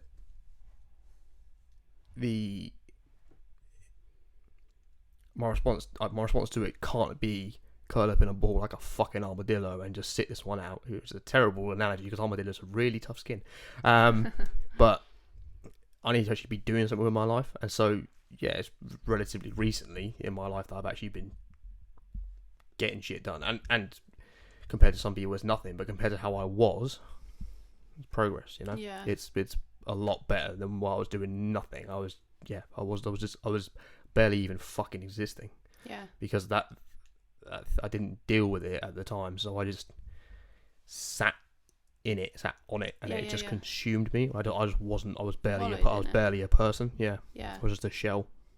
And still wrapped by guilt and shame and pity and anger, but I had no outlet for it. It was just stuck in there. It was just this stupid fucking cycle, as opposed to I wasn't exercising, barely eating, sleeping like shit, just sat around, just doing nothing. I mean, I feel, obviously not knowing you for that long and everything you've just said now, that it seems like you've confronted, you decided, because it was taking over you. It was you've taken back control. So you have confronted it in some way and decided, no, I'm a shell of a man. I need to use this to push me to be something better. But it feels as though maybe you haven't confronted the anger side of it. No, you're right. That's what I get, because you're very level-headed, and you know what you want, and you're very motivated. I mean, you put a fucking story up at 5:36 this morning, exercising. Weirdo. And but it seems like that anger that you feel is probably still there, and that's something that you haven't dealt with. Yeah, and like I said, I don't know if I want to get rid of it. Like I know objectively it's good for me to not have that necessarily negative emotion, but I kind of feel it's fueling me at the same time. But then I think that's not necessarily a bad thing if you've got this negative thing and it's turning it into something positive. Like my abuse, it's shit and negative, but I'm now trying to spin it a different light. So I don't think if that is the thing that keeps you going, but you just have to, I think, sometimes question, have you still dealt with it? Yeah, because a good question. You can still have that burning fire inside of you. Yeah. But equally, this is obviously still having a massive impact on you. Yeah. And maybe you don't really allow yourself to think about it, is what I'm guessing. Yeah. You don't let yourself actually think about it, because then, you know, you might get upset, or you obviously find it quite hard to talk about. A real inopportune moment. I need a quick break, just have a toilet break. Is that even comfortable for you? Yeah, why? Because whenever I sit like that, it really hurts my ankles. I I don't know why. I could just have weird joints. Princess. What did you want to... And we're back from the break. What did you want to bring up? Well, speaking of kinks... Get closer to the mic. Fuck's sake. See, the thing... This is amusing to me, because this is another podcast where someone... They're trying to speak to their tech support, who's his niece, and she's always there like... Yeah, so when I was at school the other day, they're like, get closer to the mic! So just say it. Really they made like merch with it and everything. It's so funny. I'll remember that. Yeah. Not very good at it, clearly. There you go. Perfect. Just like this. No ASMR, okay? It's like the whole... cheeky. Where's a watermelon when you need it? Exactly. Or a grapefruit from that. What film is that? Oh, a grapefruit. It's not, is it Road Trip or Girl Trip or something like that? Have you seen that video of like a woman saying how to... with a grapefruit? Mm-hmm. I only watched that last year for the first time. I think every dude that we were with, we were like, what the fuck? Aren't you a little bit interested though? Hey, if I get a good review from a guy, why not? But we're all there like, what the fuck? Really weird. It was the noises as well. I know that we were all there like... I think we were like, okay, she's watched too much porn. Right. Oh, that's funny. Yeah. What were we talking about? You wanted to bring something up? Talking about fetishes. Yes, so we were just talking about... Welcome back to the newest episode of Tash's Fetishes. Tash's Fetishes. Fucking hell. Do that. Into me. Tash's Fetishes. Tash's Fetishes. Do you know It's what's hard, really isn't hard it? to say? Go on. What was that thing It's the Irish thing, isn't it? Yeah, what was it? I can't remember. Irish wrist watch. Irish wristwatch. That was good. You've been practicing. Yeah. Irish wristwatch. Say it quicker. I can't. Irish wristwatch. Fuck Irish wristwatch. The other thing was free at 3:30. Free at 3:30. Free at 3:30. Free at 3:30. Free at 3:30. Free at 3:30. Free at 3:30. The 30. Sorry, are you saying 30 or throaty? What are you saying? 30. I like you had to think about it. You're like, I don't know. Oh, bloody hell. Yeah, so we were just talking about... Get closer to the mic. Oh, fuck. Just bring the mic closest to you. Okay. You're fine where you are there. Yeah, there you go. Right. Yeah, scared. Got it. Okay. Yeah. Oh, God, I'm annoying. Don't want to say anything. Okay. Fetishes and kinks. Aye. We were just talking about... There's no point finding out why. So I got a message. I was in between the breaks. Yeah. So the reason I'm saying that is because I got a message on Instagram last week from someone who I don't know about the podcast. I took it and I got really, really fucking defensive. But then I'm now wondering, after speaking to my counsellor and people, if actually it wasn't meant to be that way. Okay. Anyway, so they said to me, how could I be promoting and pushing for sex positivity after going through what I've been through? It's a good question. It's a very good question. It got my back up a bit at understandable, because I thought, what, as if I'm not allowed to enjoy sex just because I've been through that. But then actually after speaking to people, I think they were genuinely just kind of asking, how can you have this attitude? And I think, so that's like something I wanted to talk about, is I just think, I just love sex. Yeah. Do you know what I mean? I just think, but it's not just the physical side, like we said last time. Everything with sex is just so fascinating. And I'm still a woman. I still have needs. And so I'm going to embrace it And that's why it's like being positive and communication, because I went through an experience where things were happening to me where now I can see that it wasn't in my control.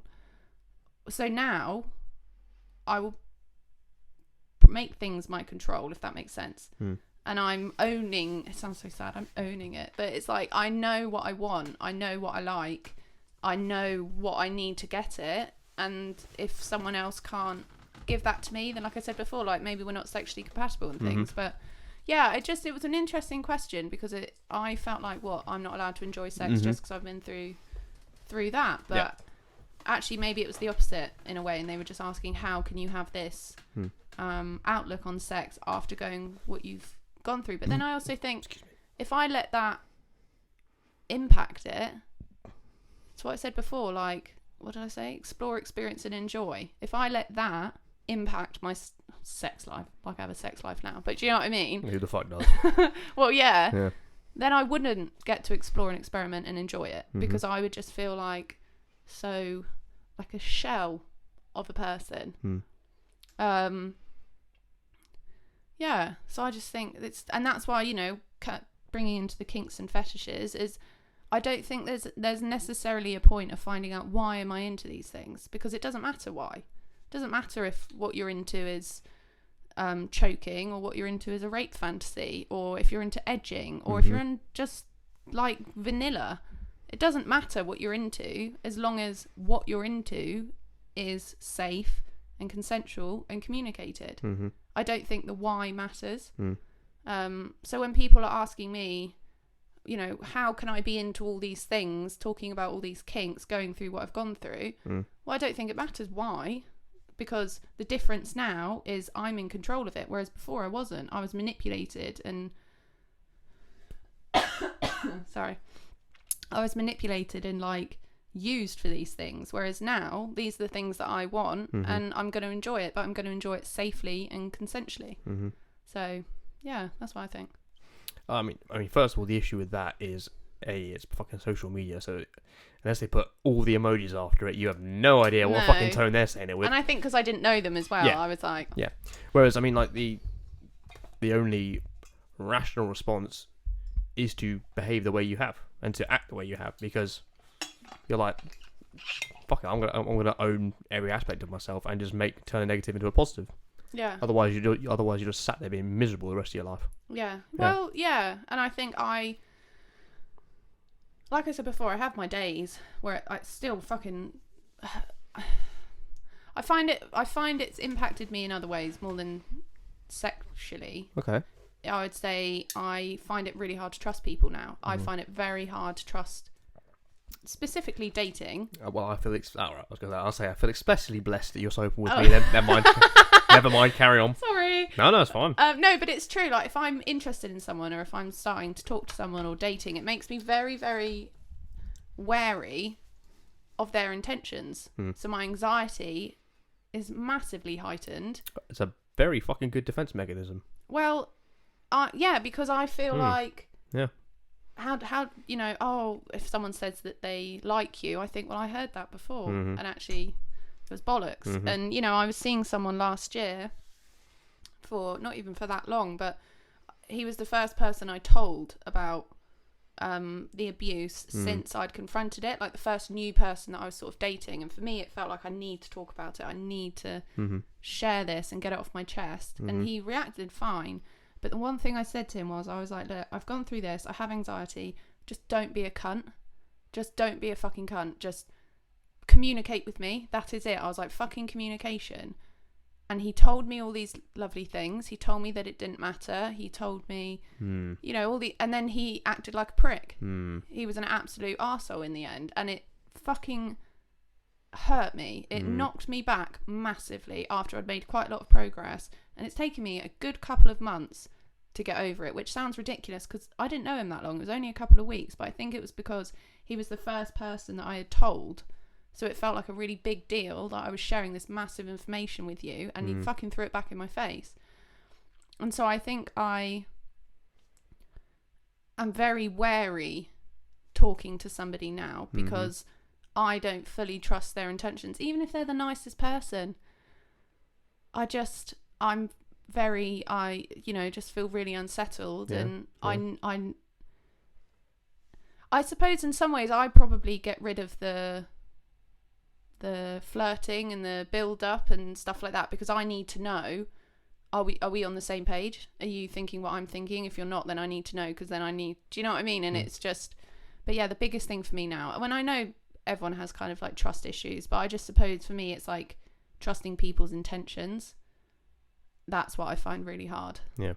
Because I don't know if it's genuine, because someone told me that before and then they were using me for sex.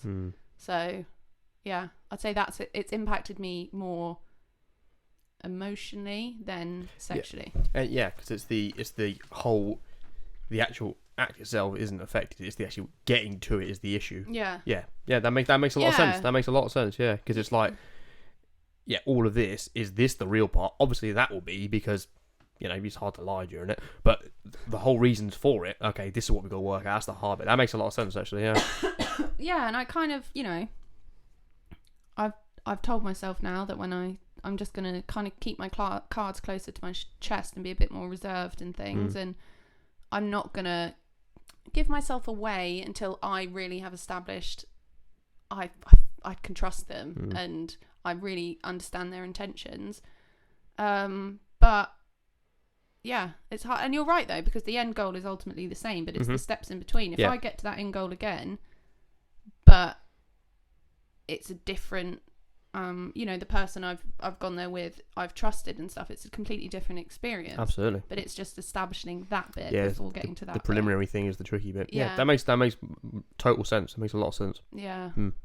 So it's just a bit shit. Makes dating longer. Really hard. It makes it longer, doesn't it? Yeah, it does make it longer. But it just and then as well, because of my anxiety, I feel sorry for people because I'm fucking needy and I need reassurance, and that's not fair if it's people that I'm just talking to. I haven't been talking to them for that long or something. Yeah.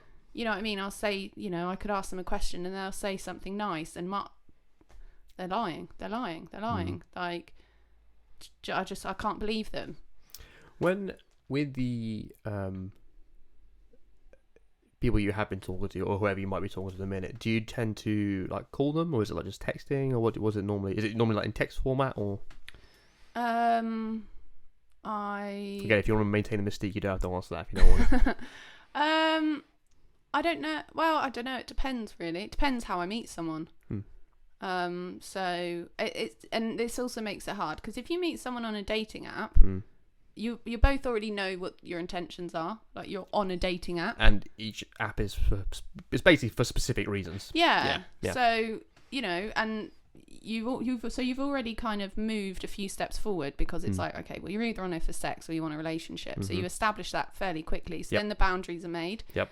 And things turn quite sexual and flirty very quickly. Yeah, makes sense. Yeah. But if you meet someone off a dating app, that makes things harder, I think, because you don't know their intentions. They could just be messaging you to get to know you and be your friend, or they could be messaging you because or they, could message you originally just to say, hey, great podcast. Yeah. And then you don't, do you know what I mean? So that it's really hard to understand intentions. I've moved in general in life, but whatever it is, I've really moved away from having proper conversations on text. It really bugs me. I like voice messages. Yeah. Calling, FaceTime, because even if we just sat there, like, I don't know, someone's baking or something. We just sat there for an hour and a half, and you can cover so much, and it's really real, and it's vulnerable, but in a really good way, because you can see them how they actually are. Whereas a text, you don't know if they could be married, they could be 50, they could be a 14-year-old boy still on his dad's phone. You don't know. Yeah. Whereas like the FaceTime's fucking awesome. I love it. It's great, because you can just chat shit, even if you're just like sat around in a baggy t-shirt with your sleeves cut off. Yeah, exactly. And so I suppose I'm maybe a bit mixed. Okay, cool. I know what you mean though. Because I'm wondering, because I'm only asking because it depending on what medium it is, it really affects what the interactions like and the level of trust you can build with someone. Yeah. So I FaceTimed someone last night for a couple of hours, and it was nice. But that's the thing. I was like, oh my god, I can't do it. That's really good. It's great, really like fucking shaky and anxious and stuff like that. And it was fine, but I still wake up this morning and think, I don't know. I don't know what the intention is. I don't know because also the thing is on a dating app, like I said, like because you're both there for similar reasons, either sex or a relationship, and then you establish that fairly quickly. You establish if you're just there for sex or if actually I'm getting on with this person, I'd quite like to meet them for a date. But everything moves a lot quicker. So the last person I dated, we spoke for 2.5 days before we met, and it was we had a great time. And then we saw each other on the Wednesday, then we saw each other on the Saturday, then we saw each other the following Tuesday, then Friday, then Monday, then Wednesday, and it was like fucking intense, but it felt very good. But it was as if we jumped so many steps ahead because those boundaries of the fact that we were both here because we wanted to date had been established. Whereas if you meet someone in a different situation, whether it's like organically face to face or, a different way of online or something, it's hard to understand what those boundaries are. Are we just getting to know each other as friends, or are we getting to know each other just for getting to know each other's sake, or are we getting to know each other with the intention of maybe something happening? Like, just that's hard to understand. Because with the person you FaceTimed yesterday, how did you meet them? First interacted with them? They slid into my DMs. Hey, well done. Yeah. Okay, cool. So again, because it's from a virtual initial reaction, you're again still gauge it because it came out of organically, but from social media. Yeah, exactly. Yeah. And also, they messaged me about the podcast, and it was very much like, oh yeah, thanks, and then we didn't talk for a day, and then there was just another message that was like, so are you doing another one? And then since then it's just the conversation's kind of smooth talker. I like it. Gone from there. But then it's weird, like I also am very aware that this podcast is probably going to be watched by that person. That makes me feel very nervous because again, I'm like, could be. You're not named anyone. It's fine. No, I know, but I could be fantasizing this whole thing in my head. But it's that whole understand. At the moment, I just need to take it for what it is, face value. Yeah. Chatting to someone, haven't met them, had a FaceTime. It's really nice. I'm enjoying it. That's what it is. Yeah, take it day by day. That's what you got to do. Yeah, but I just think. I mean, I don't know what Louise said the other day in hers, but I just think dating is really, really hard, and that's why very similar things. Yeah. It's just really hard to know people's intentions, and it's difficult because, like Louise and I have said, like we'd both prefer to meet someone organically. Like to say like, oh yeah, I met my boyfriend on Tinder. Yeah. I mean, to be fair, my sister met Frenchie on Tinder, Andrea met Luke on Tinder. So, and they're all happy and been together a long time, so it happens. But also, I just think you want a better story, don't you? Yeah, it's nice. I want a nicer story than I completely met on Tinder. That's why I've never done it. Yeah, I deleted doesn't interest me. Yeah, I got rid of all my apps the other day. Just don't make me feel good, to be fair. But then because it's not on a dating app, and that's the type of dating we've got used to, when you meet somebody organically, it makes it harder to understand intentions. I think you need to unlearn or like out-train yourself from the bullshit way of dating in the 21st century. Yeah, just that dating apps is not the norm. That's what you gotta understand. Yeah, but I suppose, as in it's the norm socially, but not evolutionary. So that's not the norm. The norm is you meet people and you talk to them and you work out if you can communicate with them, and if you laugh or enjoy them or whatever, then that's what you got to base it on, and then go from there, as opposed to, oh, they took this staged photo that which is a false representation of their life. It's a very small snippet of their life and doesn't necessarily represent them as a person, and you have to base it all across that. It's so fucking bullshit. You've got to base an entire supposition of why you'd want to be with someone based on one fucking picture, or like 6 if you're on a dating site or something. Yeah, you're like, great, and we've just kind of accepted that and been like, oh yeah, this is the norm, so therefore we've all got to agree to this. It's like, fuck off. Yeah, people are multifaceted. They're not just 6 fucking pictures or something. Well, exactly. And also the joke of it is, I've never actually met any of my boyfriends online. Good, that's great. I've met them all Yeah, I'm exactly the same. Yeah. But first one was at school. Second one was at the gym. Yep. Third one was through a friend, and we didn't even speak the same language. I'm trying to think. School. Film production, school. Yeah. Yeah. So I haven't met anyone that's then become something. Yep. I'm the same. Through dating apps. I'm very fucking happy about it. Well, yeah, so am I. That's good. But but I just think it's interesting now that you've said, just remember, like, that's not actually the norm. For me, it's not, because I haven't met any of my partners there. But yeah, I still have this insecurity and anxiety around it, because I think I don't know anyone's intentions. And it's also probably a little bit of peer pressure, thinking that, all my mates are on these dating apps or whatever, and they're like, oh, I'll swipe to this dude, and you're like, oh, I'm not doing it. I'm not part of the same thing as them. Yeah. But it's just, I mean, I'd say communication, but yeah, you just don't want to, I don't know, come across like crazy person. Yeah, I mean, with you, they're going to figure it out at some point, aren't they? So fair enough. You just don't want to show them straight away. Yeah. Yeah, exactly. I need to lull them into a false sense of security first. You got it. And then, yeah, pounce. Yeah. All the crazy shit. And they'll be like, It's too late. You're stuck. That's what I'd say. No, I wouldn't say that at all. Obviously, you're free to go. It's completely consensual. And I think that's a very good way to end this. Yeah. She keeps people locked up in a basement. We need to finish with our special... for fuck's sake. Yeah, we've got to be... We didn't do the clap either. That makes me a bit sad. Can we clap now? I don't need to clap anymore because I've got better software. I know, but I just think it sounds really nice. Okay, all right, okay. And then we'll do the word. Ooh, I just got louder. You did. That's what I've been hoping for this whole time. Okay, you will do the clap first, okay? Ready? We go. So it's going to be like in front of the mic, okay? Like here? Yeah. Okay. Yeah.